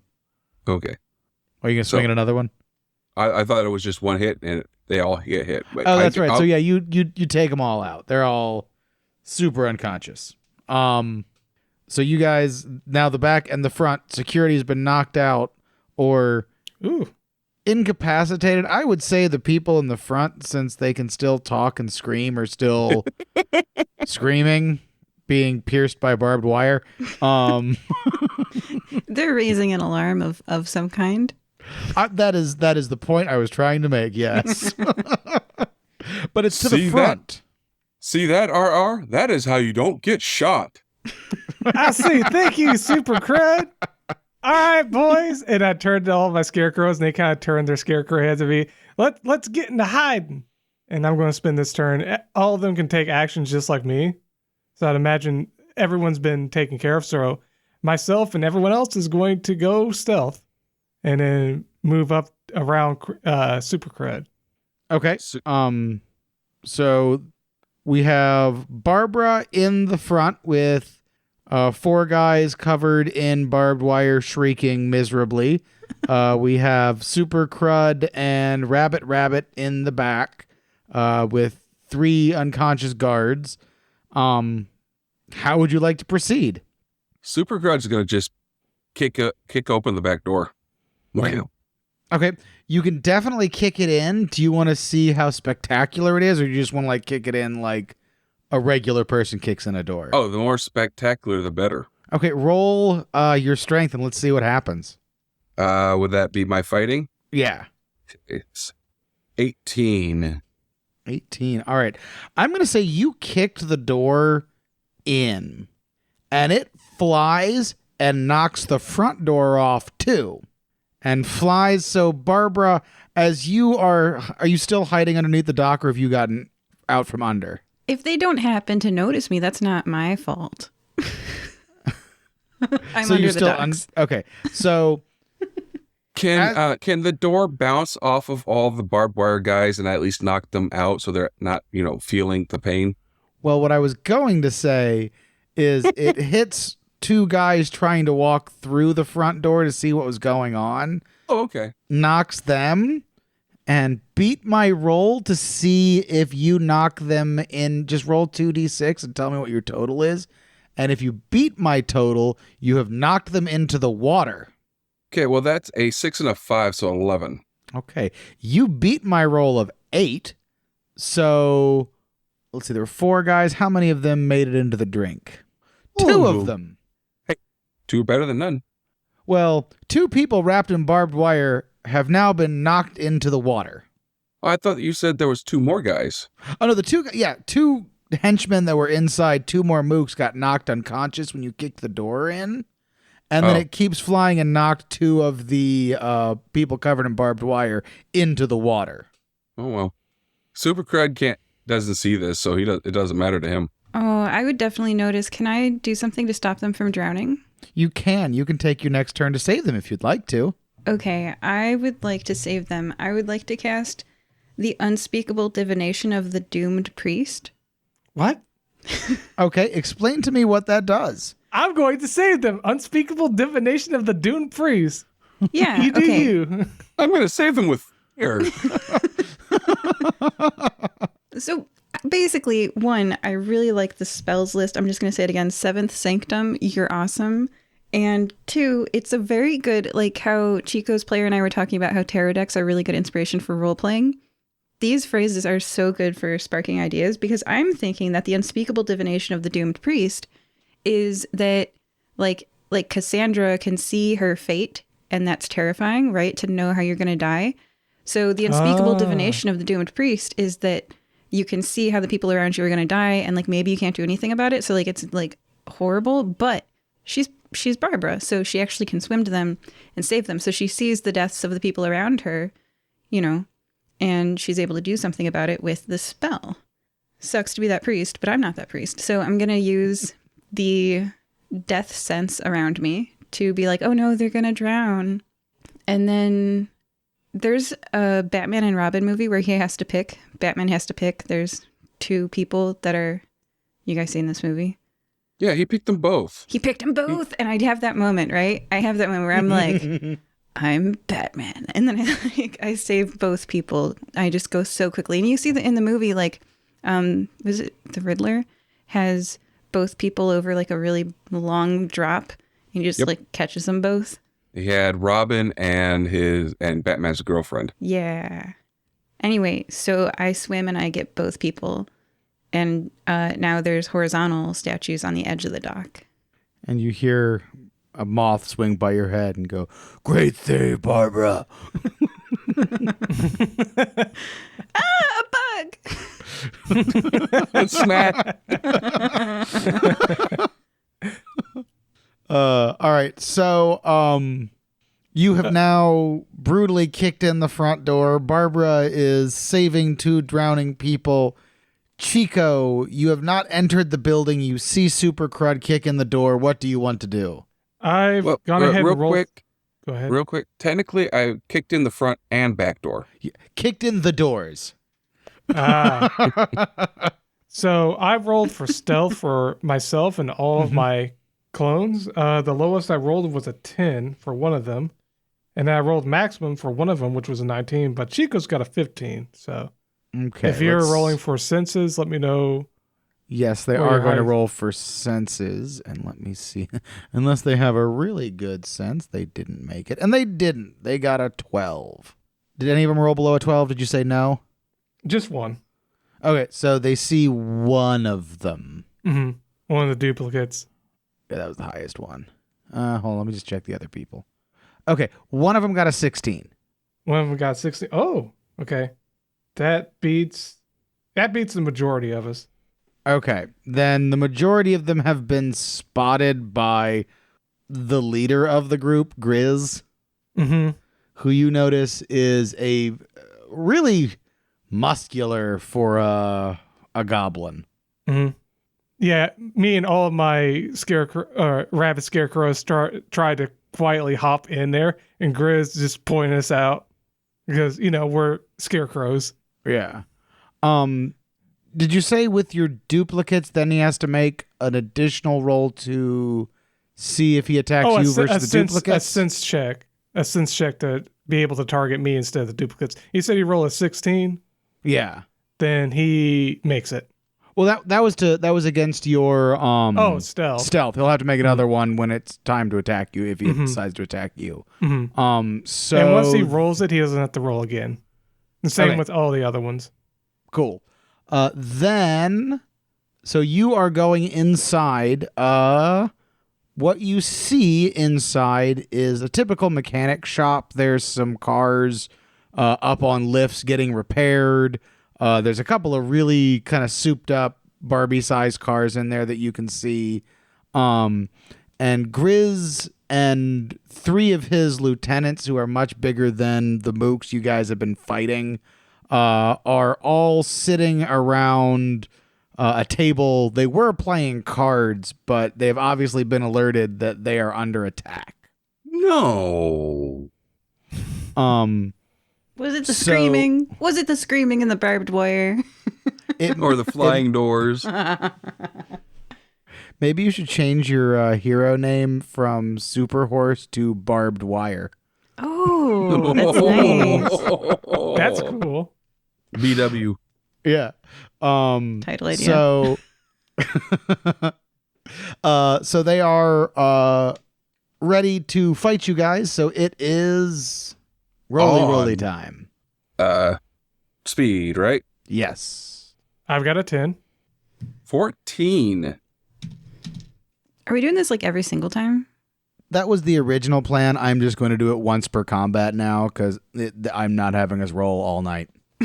Okay. The one time I got 13. Darn. Well, it's okay. They got a 13 as well. What's your speed?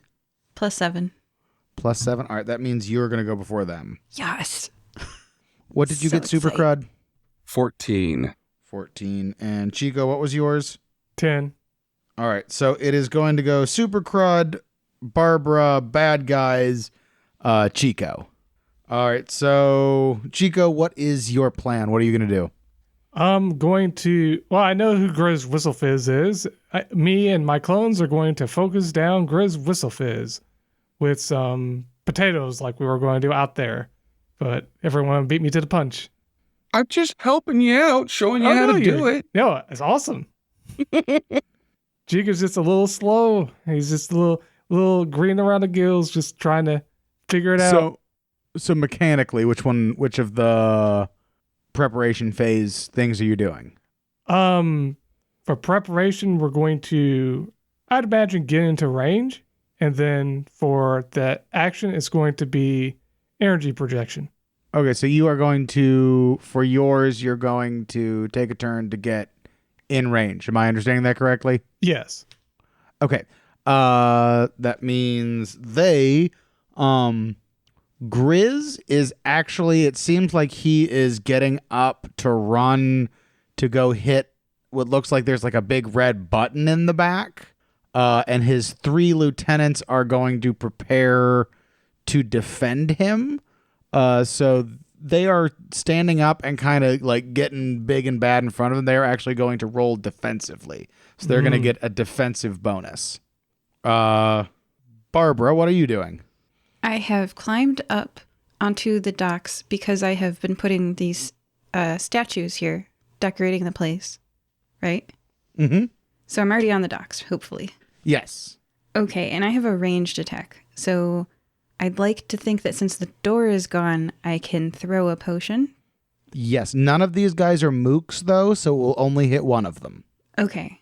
I'd like to hit the one closest to me so that my odds of hitting them are better, if that makes sense. Like just in the theater of the mind, the one closest to the front near the docks. Okay, that works for me. So I roll my 2d6 and I add my... that will be after Super Crud gets to declare what he's going to do, and then he's going to do it. Got it. Because it goes bottom of order Yeah. to top and then top down. Super Crud, what are you doing? I declare Super Crud is going to take to the air.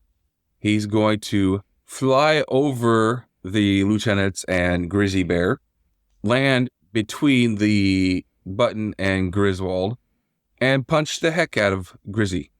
Okay, so you are going to, for your turn, you're going to use your turn to get within range, and then you're going to attack, correct? Your prep phase, you're going to... How big is the building? I wouldn't think I would have to move very far. Well, it's basically, think of it kind of like D&D where there's move and then attack. You're using your movement phase to get there, and then you're going to attack. Yeah. So you're not going to get a prep to get bonuses to your attack. You're going to move up to your speed to get to him. So you're using your turn to move. Your prep phase to move. I forgot to add that in the last one anyway. Oh. All right. So you used your prep to move. So go ahead and roll your to hit, and he will roll his invulnerability. See, now I'm between him and the button. He can't hit that button. Not without getting through you. All right, so that is going to be... He got a 15. I got a 21. Okay, so you do hit him. You will be at +6 for the damage. Ooh, he did real well there. 21 to soak up. 22 to hit. Okay, so you do 1 wound to him. How you like that? Or how do you like that, citizen? He kind of smiles at you and flexes. Barbara, it's your turn. I throw a potion. I call this one the perfected working of life draining. And it doesn't heal me at all. It's not technically life draining.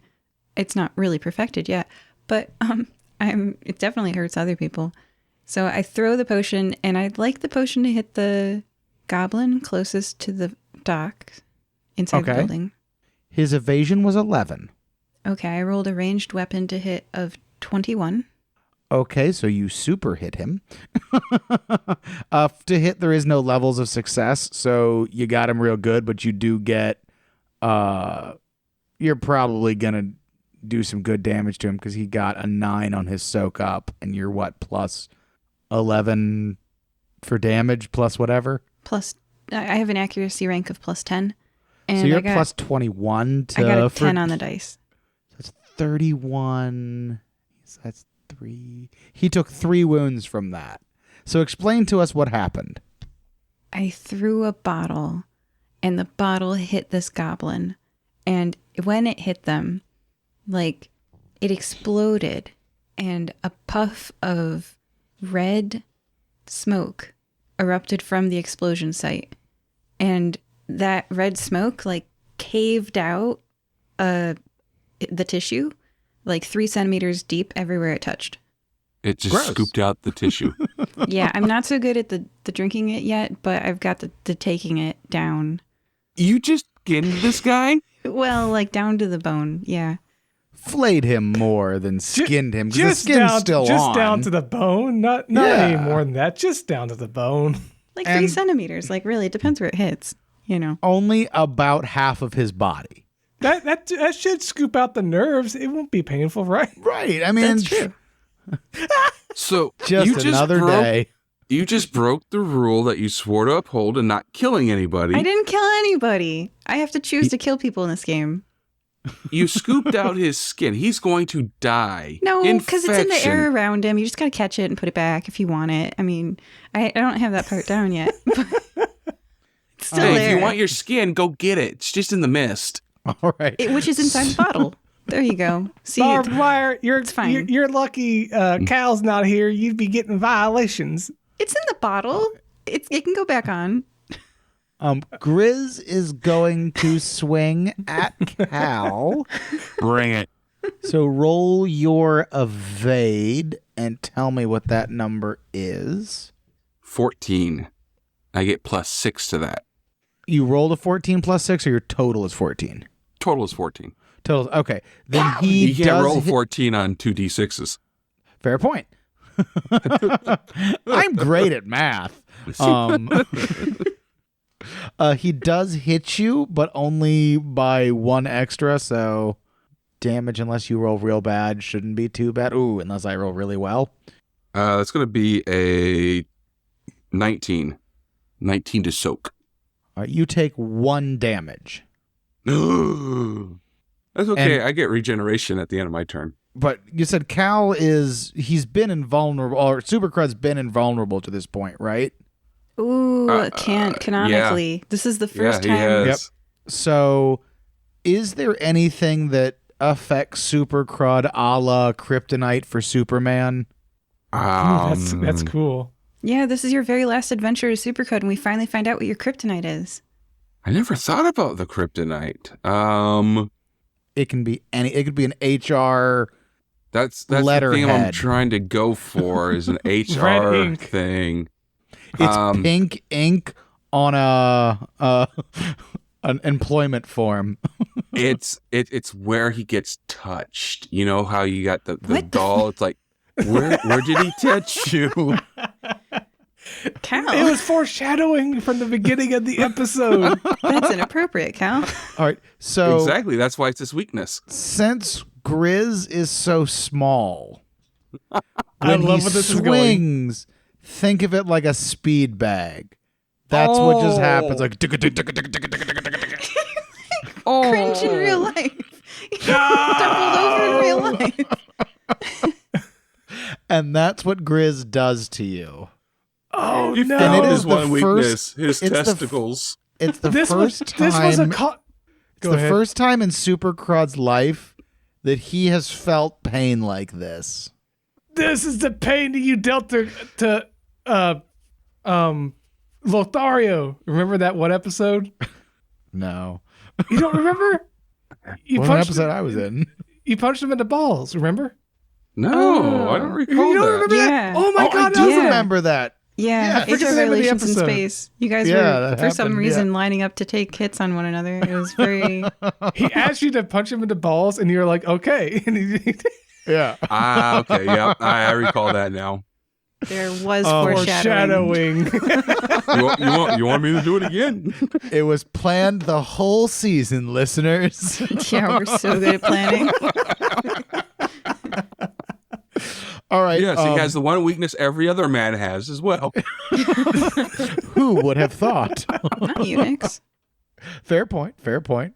Yeah. There's a So, solution. Yeah. let's see. I'm gonna roll. Well, the one that Barbara attacked is going to attack her, well, or at least try to.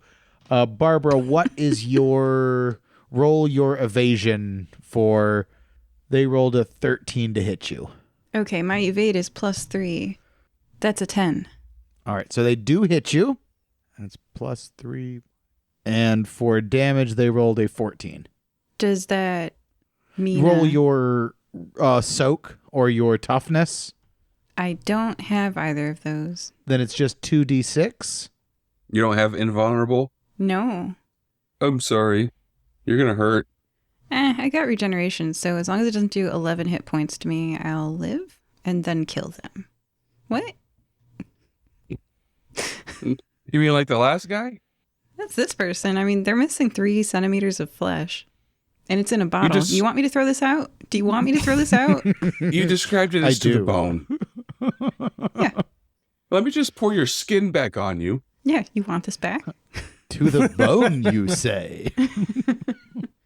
So how much damage do I take? Did you roll your 2d6? Oh, I'm rolling it? Yeah, roll your 2d6, and I subtract that from my damage roll. I have to still beat your roll. 5. 5? What did I took it. Did anyone remember what I got? Because I said it and then I took it off the screen and I can't remember. We don't have real-time playback. We have people knock us later playback, but we don't have Okay. real-time. Well, then we'll just say you take 1 damage because I No, forgot roll the again. number. Like, make Okay, it fair. roll Don't just give again. me, like... Well, I know I can would have take beaten it. you. I just don't remember if it was 1 or 2. Yeah, it's okay. 2 It's then. only 1. It's 2. We'll give you 1 because I re-rolled it and 2. I got a 12. I have regeneration. I'll be fine. Okay, you took 2 points of damage or 2 All right. wounds. Excellent. I'm down to the 9. next one is going to attack Barbara. I rolled it. I didn't just pick out of the air. I rolled. They got a 14 to hit. Roll your evasion. 12. Okay, so they do hit you. Now roll your 2d6 to see how much of this you will soak up. They got a 14. 10. All right, so you take 1 more damage. All right. I'm down to 8 hit points. The second one, I'm sorry, Barbara, these dice do not like you because a third one is attacking you. Well, it's only fair. She did encase 4 people in barbed wire That's fair. and then melted the skin off of another one. Yeah. And the alert did come from the front door, and then she came through the front door, so it does make sense that that's Yeah. where they think the threat's coming from. Grizz is taking care of Crud, and Chico is a bunch of scarecrows. They're looking at Chico like, what is this scarecrow posse gonna do? And the second one got a 14 to hit. I only rolled 2 that time. Are they physically attacking me, like punching me? Yeah. Okay, so These if guys I went do in the not water, have... I could throw potions from there because I have ranged attack. But That's you are my not plan. in the water. You came to I know. the water. I know. I'm just saying, like, next time. Okay. Retreat. And then the fourth one is going after Chico. Oh, how much damage did I take for that third? Oh, we need to roll your damage. That's right. I got a 6. I don't know if that does anything. It does 6. See. I soak 6? You take 2 more points of damage because I rolled a 14. I'm sorry, 15. Yeah, I'm down to 6 hit points. So I'm going to go back in the water and I'm going to continue to throw potions from there. The one that is attacking, Chico, rolled a 17 to hit you. Ooh. I've got pretty high evasion. What was it again? Let me look up. Plus 6. Nope. 9 total. All right, so he hits you. Roll your invulnerability to see how much you soak up. 4. 4. Okay, he does 5. Oh, wait. Before he does the damage, go ahead and roll perception Oh, right. or sense. Sense. What does he have to beat? Because he rolled a 13, an 18. What does he have to get? Oh, with this many clones out, a 12. Okay, he rolled an 18, so he sees you. Okay. And he did hit you. For roll your toughness to see how many wounds he does to you. Mm-hmm. Oh, well, I already rolled that. It was 4. Oh, a 4. 9. You take 2 wounds. Mm-hmm. Ooh. All right. It is Chico's turn. All right. We're going to engage what we were about to do, throwing all of our potatoes at Grizz Whistlefizz. Okay, so you're ignoring the one that's attacking you? Mm-hmm. And we're going after the leader. Yep. Okay. So that's all 7 of us. Going to go ahead and roll for those. That'll be a 10, 13, 15, 14, 14, and 17. Okay, he got an 11 for his evade. Need me to... I've got him here. The only one I got that was less was a 10, so... Okay. 5 of them hit. And then to soak up his damage, toughness. Okay, his soak up damage roll is 19. Mm-hmm. Let's see how much you get on each of these. I get a... You said it was originally 12? Or what's originally 12? The evasion?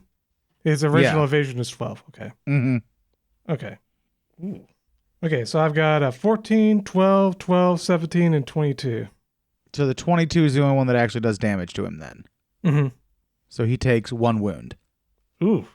So all these potatoes just flying all around him, just blowing up all over, and one hits solid. They do hit him. A lot of them hit him, but his invulnerability was high enough that only one of them actually does a wound to him.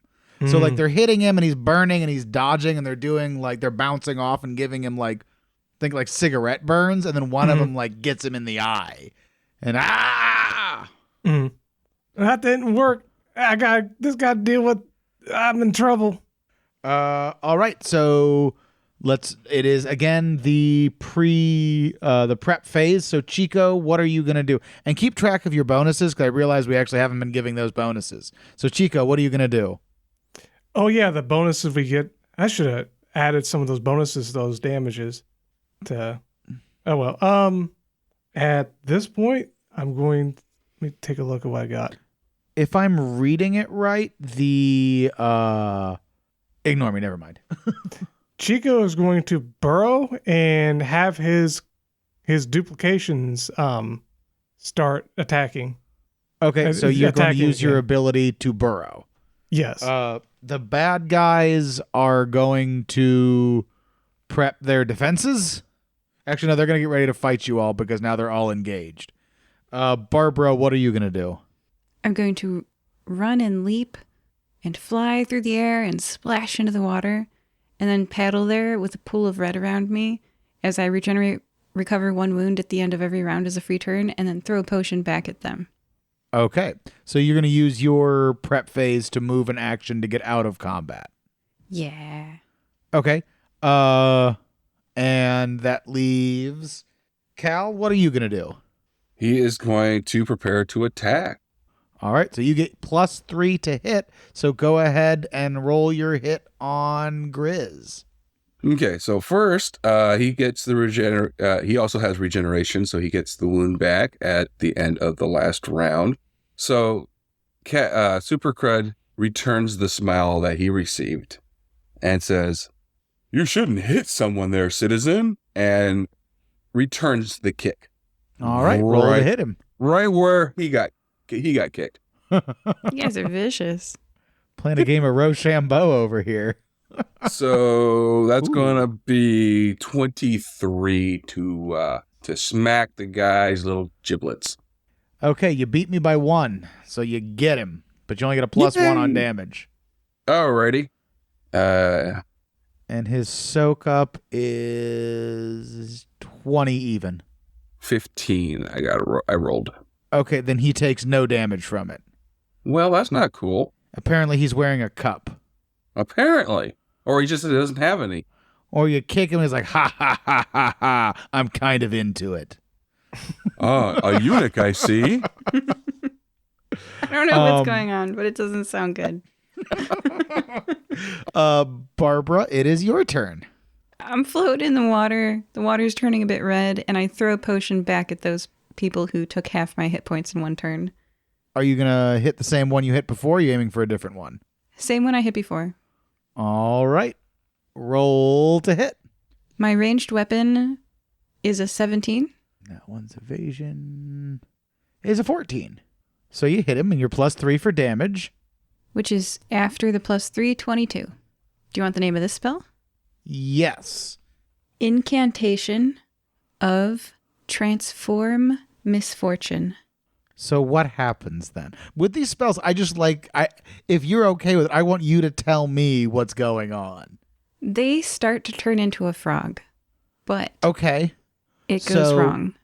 I'm going to say then mechanically what happens, his head transforms into a frog and he can't breathe for a second. Since amphibians breathe through their skin, he can't figure out how to get air and starts to suffocate a little bit, and that's where the damage comes from. That's terrifying. Barbara, stop.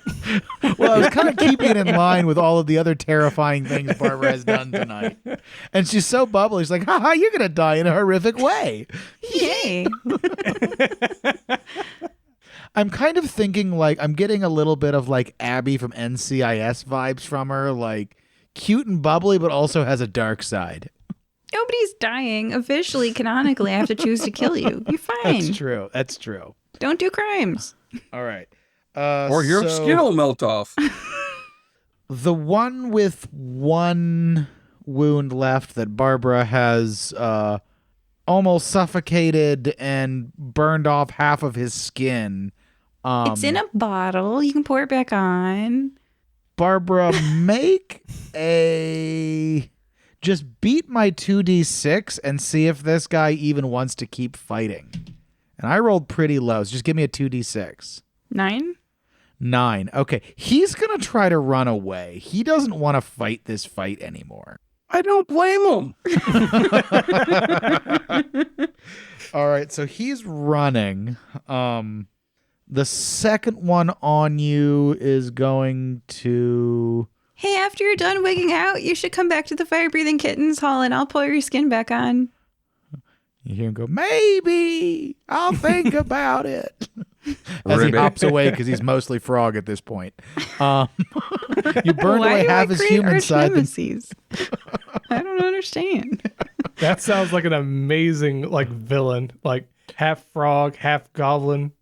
Got his skin flayed off by his You guys arch are- nemesis, barbed wire. You're going to make me write an NPC for this guy, aren't you? Absolutely. So to hit, he rolled a 14. Is your evasion roll better than a 14? Who? You. I'm in the water. He's trying to hit you with a chain. I am far away. I guess they did say they were going to use their turn. So he's going to use the rest of... They're going to basically tell you what. First one's going to see if he's going to charge the water.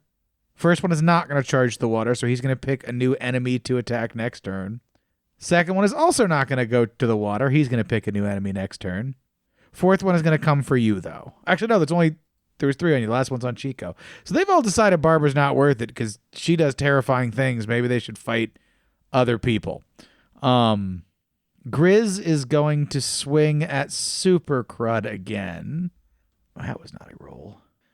15 to hit. What's your evasion? I just rolled a 15. Okay, so he barely hits you then, and his damage is probably not going to get past your soak up. A 14. I rolled a 16.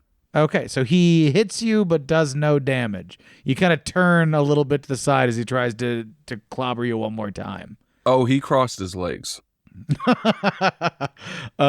Chico, for you, a 17 to hit. Oh. I got a 14. Okay, so he does hit you. This is the same guy, right? Yes. Okay. 12 for damage. I got a 6. Okay, so he does 2 damage to you then. Okay. And now it is your turn. Chico's holding on to... Okay, I'm getting shot, right? No, these guys have like chains. They didn't have guns on them, so they're like beating you with chains. With a couple bullet holes and a bunch of chain whips, he's like, I'm going to need to back down. Get him, guys! Directing you guys and the scarecrows that have the duplicates. Because they're not attacking the duplicates, they're attacking me. So I'm burrowing away and getting out of there. And then I'll have my duplicates attack, that guy that was targeting me to get him off me. Okay. Because he sees where I'm burrowing away. That's why you always lose. You keep running away and not taking your licks. Gotta toughen up. 11 for evasion.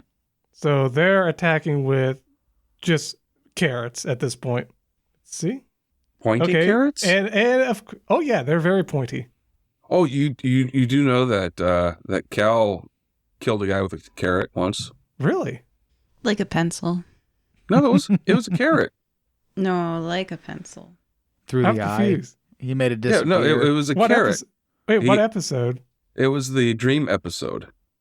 Oh, I haven't heard that one yet. He dreamt for a gun, and he was given a carrot. So he pushed it through their eye. It was a Dark Knight reference. He made the pen disappear, but he made the carrot disappear in the guy's face. I got what you were saying, Barbara. Okay, so that was maximum for the first one. That was 18. Then 12, 15, 14, 15, 12. So again, that was 18, 12, 15, 14, 15, 12. Was that the hit or was that the damage? That was the hit. Okay, all of them hit because I rolled, an 11? Mm-hmm. Yeah, an 11. Okay. And then his soak-up damage, 12. Wow. Okay. So I've got a 14, 17, 20, 22, 19, and 16. So all of those do damage. So there's a lot of wounds that just happened. So this guy, how many of them were there? 6. 6. Well, he had 6 wounds. So you Perfect. threw 6 carrots into him, and he is perfectly at 0. Now, the way it's supposed to work is, hold on, let's see. I need to, because he has reached negative wounds. Uh-oh. Which mechanically means he needs to make a stamina roll. Did Chico get another violation? Well, when you shove a carrot in every orifice, yeah.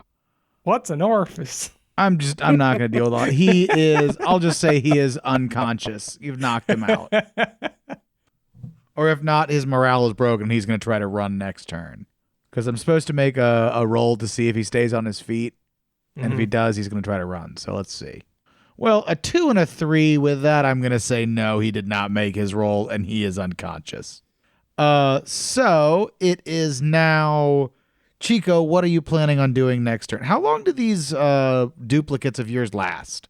Until they're taken out, they each have 1 HP, so... Okay, so they just have to be hit? Yeah.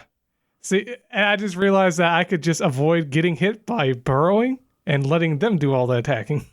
But I would assume I had the duplicates, so they'd be the ones targeted. I didn't realize that 12 was that low.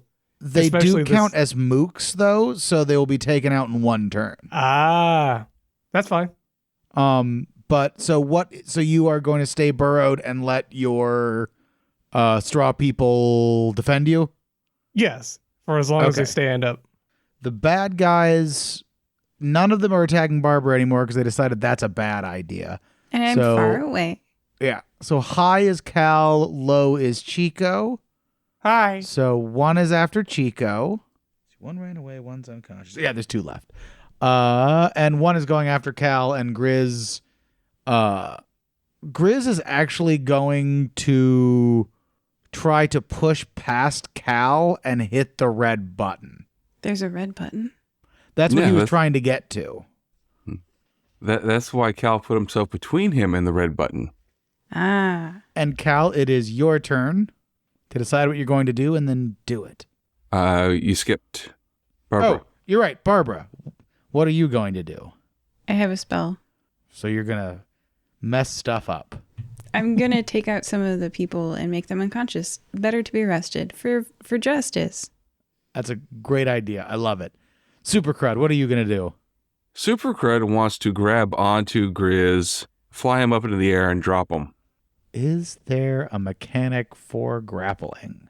Tell you what, here's how we're going to do that. Tell me if you think it's fair. It's going to be a hit contest. So it'll be to hit first, and then it will be a contested what role do you think would be most appropriate for a contested role?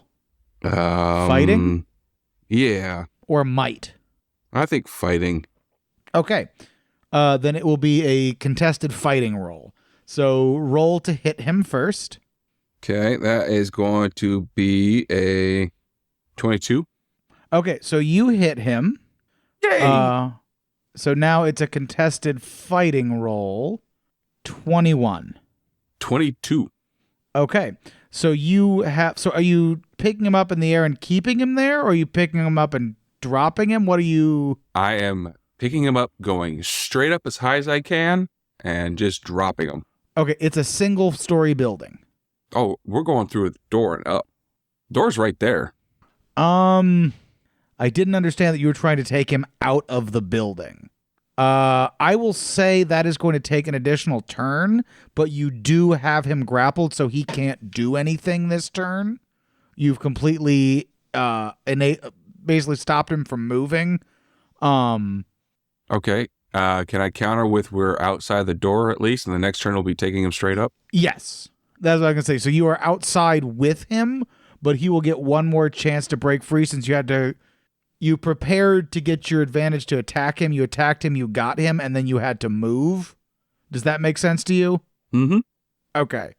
I just want to make sure I'm playing fair. That because we're playing a little Calvin ball here with the rules.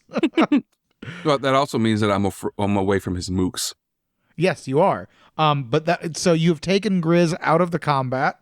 Barbara, it is your turn. There are still 2 lieutenants standing. I roll my ranged weapon, and I got a 20 to hit. My ranged weapon is a thrown potion. They got a 16 to dodge, so you do hit them. My accuracy roll is a 17, and then I add the 4, right? So that's 21. Yes. So you are going to do 2 wounds to them then. And what spell are you doing? The name of this wound is the Past Curse of Ice and Worth. And how that manifests is that behind their ear and down the back of their neck is a cold whisper of all of the negative things that they kept hearing on repeat that people ever said about them. You know, those things that when you're thinking about later, you can't forget the wording of? The Past Curse of Ice and Worth makes them literal cold damage in your brain. You're going to bully them to death.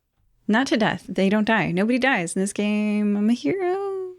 So you throw this potion, and it hits his head, and all this person can think about it goes over and over and over again in their head, and it's "You're just like your father. You're just like your father. You're just like your father." And he takes 2 points of damage and starts weeping. Because his father was a bastard. He was. It is their turn. The one on Super Crud is gonna run outside and try to take a swing at you. He's It's about all he can do. He's like, oh crap, he's got the boss. Nanny, nanny, boo, boo. If he was smart, he would have run for the button, but I didn't roll well for him, so he didn't roll. He didn't think of that. Not great. A 11 to hit. Yeah, I rolled an 18. Okay, so he does not hit. I love the plus 10 to invulnerable. There's one more on Chico. He is going to take out or try to take out your mooks. Mm-hmm. He rolled a 17 to hit. Let's see, let me roll. I should just roll for a singular, right? Yeah. Mm-hmm. That would be Snake Eyes. We are all collectively rolling Snake Eyes tonight. All right. So There's been a few.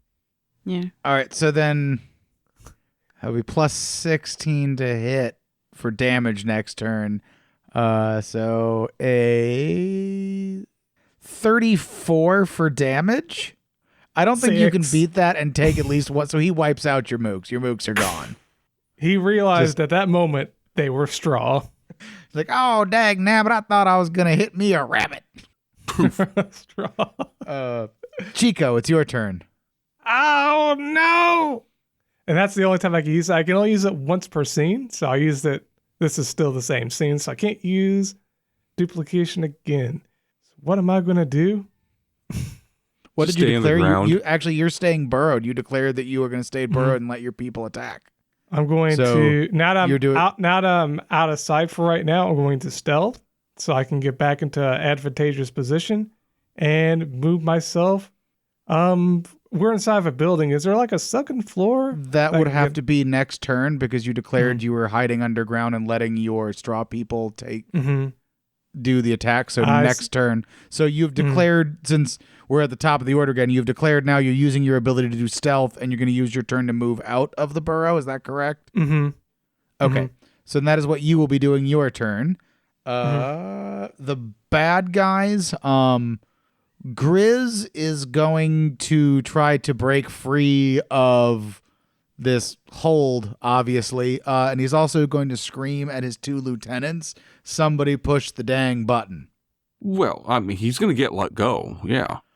His two lieutenants are going to try to run and go hit the button. Well, that's if he screams, right? If he screams, hit Talking, the I button. think, is a free action. Yeah, but I get to act first.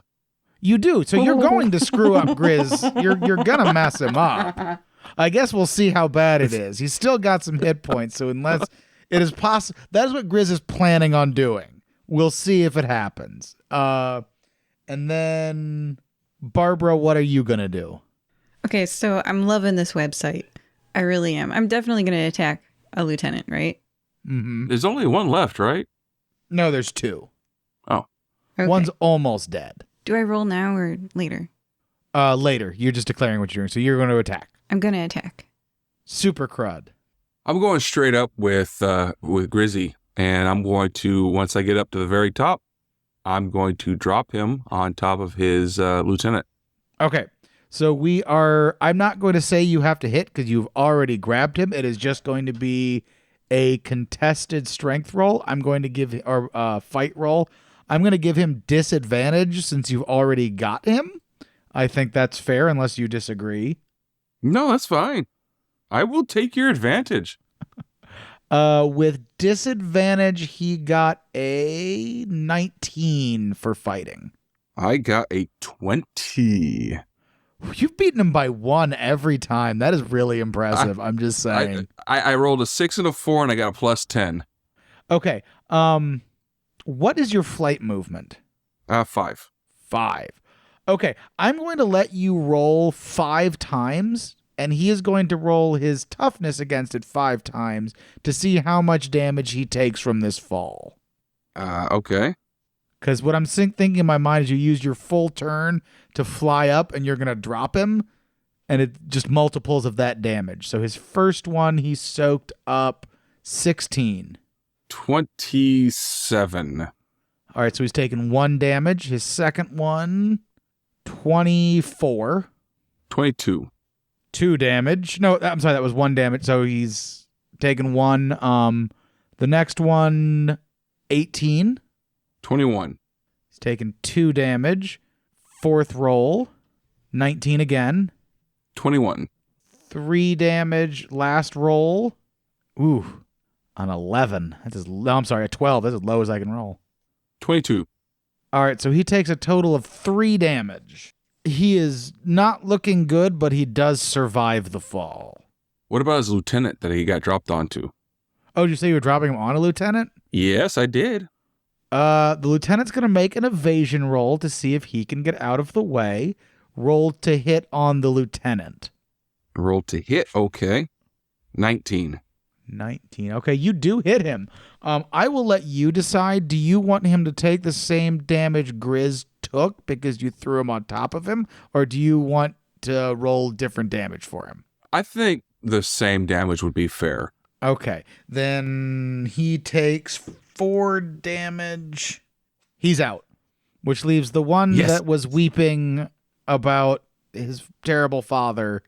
Barbara, it is your turn. He is openly weeping while trying to move towards the big red button. Oh, it's too bad. So I'm going to roll my ranged weapon, which is my thrown potion, and that's a 14. You just hit him. He rolled a 14. Okay, my accuracy is also a 14. You do 2 You dropped him. Just barely. And what that looks like is, this one's called, I almost went with Tiara Melting because that's hilarious. I don't even know what that is, but I went with the one right after that on the list, which is Touches of Blessed Timelessness. So what I gave him was a mini universe of existence inside where he already was, which was the cold whispers on his neck. It's not a great time to do LSD and trip out for a few hours. So time dilation in that moment wasn't a gift. And that's why the 2 extra damage. So you made him feel his pain for his father for a long time. Yeah, about the duration of one universe. So a little while.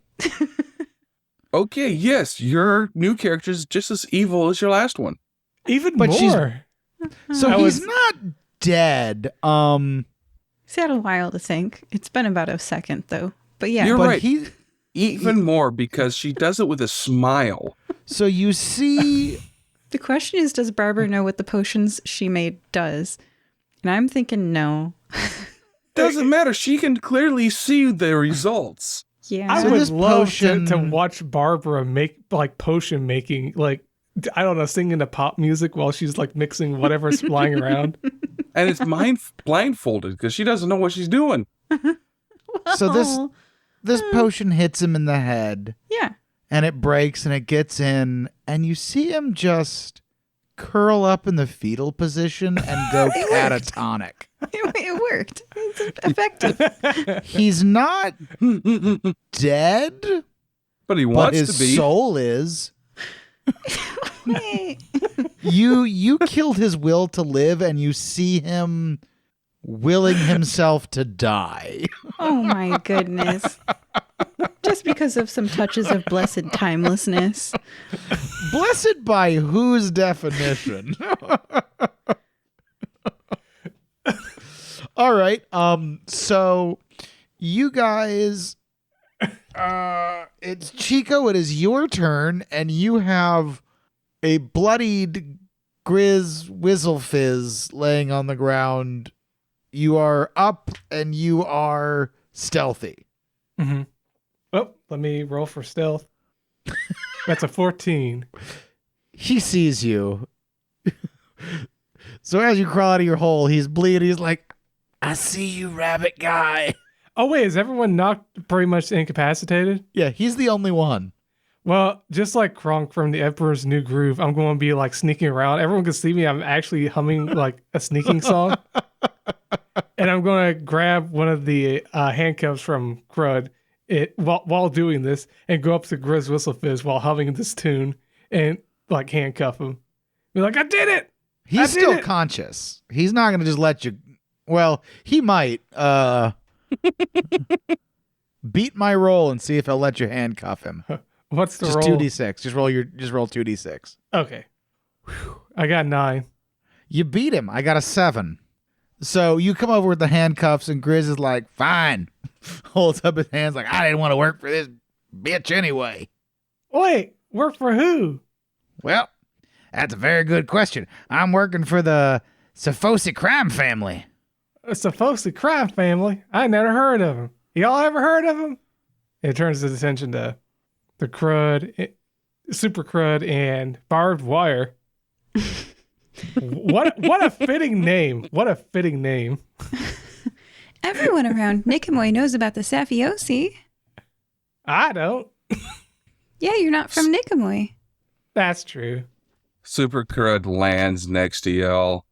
Yes, citizen, they are the worst crime family in the city. I've been fighting them for years. Well, you're not doing a super great job. We just stole all the water. Slap. Ouch.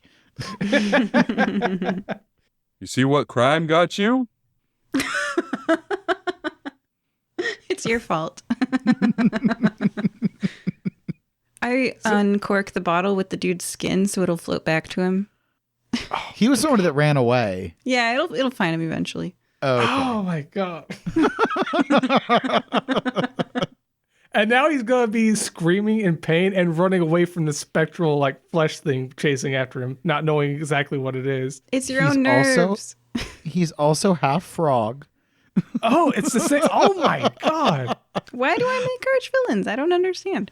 So, and there's still 4 guys out front wrapped in barbed wire screaming for mercy. Yeah. And one guy catatonic on the floor. Yeah, that's true. And one guy who just got, splatted by Grizz Whizzle Fizz. He's not dead unless you guys want to kill him, but he is unconscious. Oh, no, nobody's gonna quote unquote die. They've just, may never recover right. It's sort of like Batman doesn't kill people. He just ruins their life and livelihood with unpayable medical bills. Crippling is not killing. Yeah. So you guys have now caused this scene of pandemonium. You have Grizz arrested. We have the people in barbed wire, the catatonic guy, the unconscious guy, Grizz. Did 1 or 2 of them run away? I think one of them ran away. One of them got away. The rest of them are going to the hospital Yeah. for a very long time. Except maybe not Grizz. He looks like he's healing up pretty quick as you guys are beating him up. We can fix that. Mm-hmm. Do you say that to him as you see his wounds healing? Sure, why not? Here, have a potato. I'd rather you didn't. I'll cooperate. All right, you then. I take back my potato. Y'all, you can take me to the prison now. I'm ready to go. Are you done singing yet, citizen? No. Tell me what you want to know, and I'll tell you what you want to know. Tell us everything. Well, I got hired by the crime family to steal all this water. He's gonna give it to them. They're gonna resell it. They told us if we ever got in trouble to push that big red button back there, but y'all kind of stopped me from doing that, so I couldn't push my big red button. The crime family hired me. It was somebody pretty high up, but normally we work with Don Kissel, but someone above him is actually coming to town and kind of running the show. What happens when you push the big red button? I don't know. Some wolf guy comes and really gives it to people. I've only done it one time to watch him kick somebody's butt in my crew. Anybody want to fight a wolf guy? I'm good. I'm hurting pretty bad. I was expecting it was going to open up a garage door and then like a giant monster truck with flamethrowers would come out. Well, I mean, that would be fun. He does show up in a really cool car when I push the button, but it's not like a monster truck or anything. It's more like a sports car. I'm betting that it's your Georgie Porgy. Ah. Yeah, but I have 8 hit points. Wait, 9. I recovered 1. I haven't seen George Porge in a while. He's been going after Errol. He's Errol's rival now. But no, that makes sense. Nah, we don't want to fight him. Okay. I'm hurting. Chico says with a couple bullet wounds and just scars from all those chains.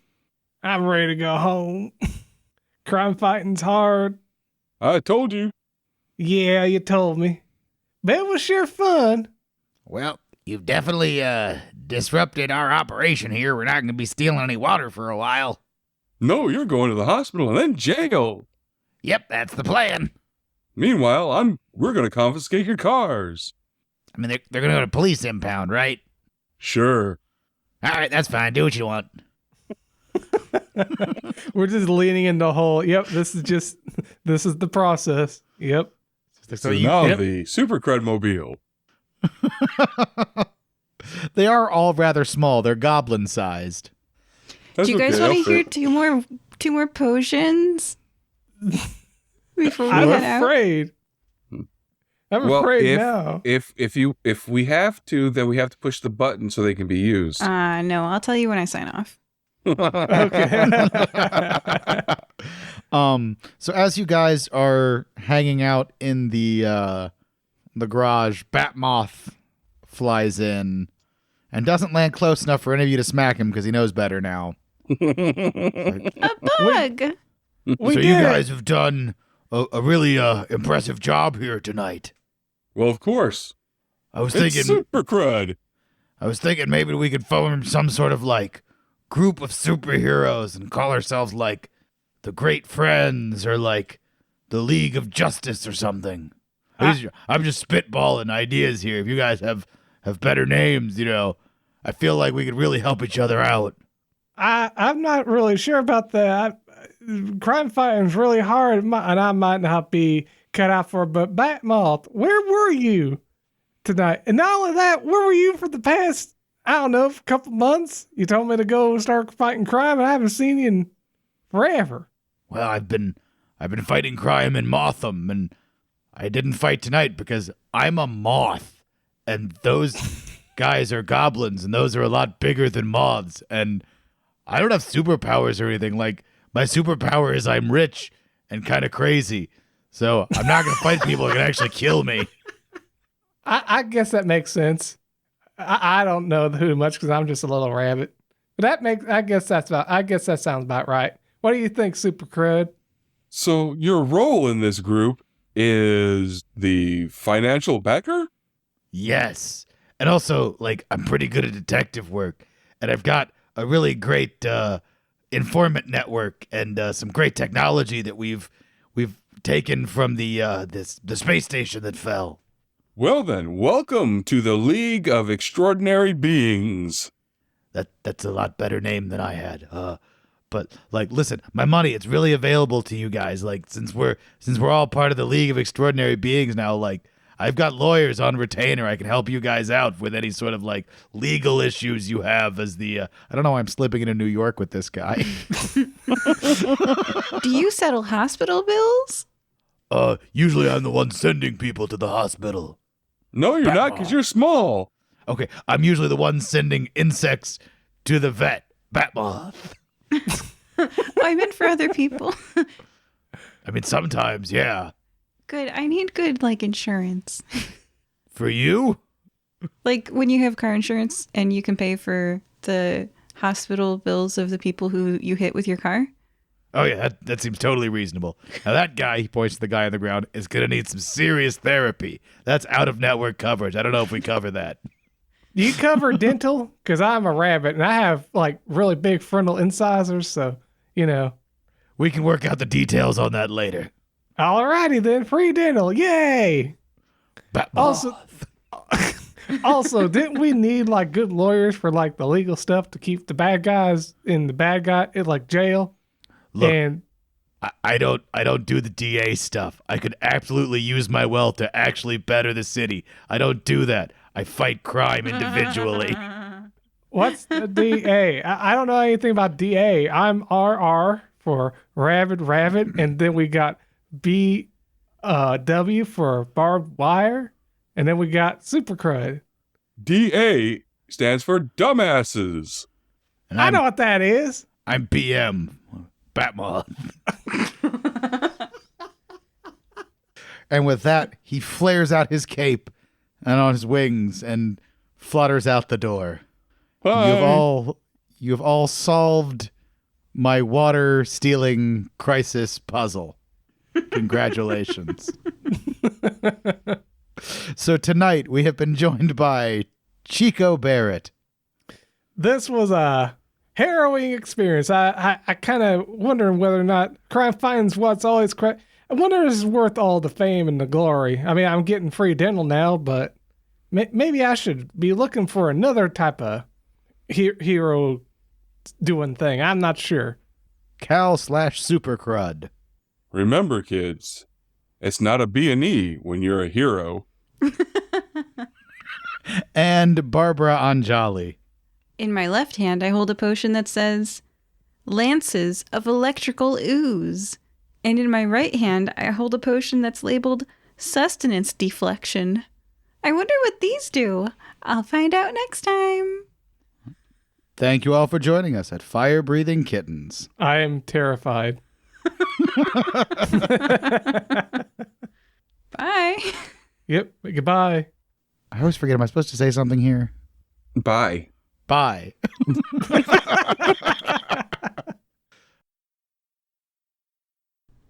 It's that part of the show where we tell you about a podcast you might enjoy.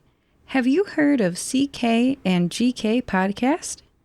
This is what they have to say. Quote, "Hey there, we're Caitlin and Jenny, and we live in Austin-ish, Texas. We're both married ladies, we're moms to some pretty rad kids, we're good friends, and we're teachers at heart. We talk often," and then in parentheses, Caitlin is known to be a one-ring phone call answerer, end parentheses, "tackle serious topics, and always end up cackling with laughter.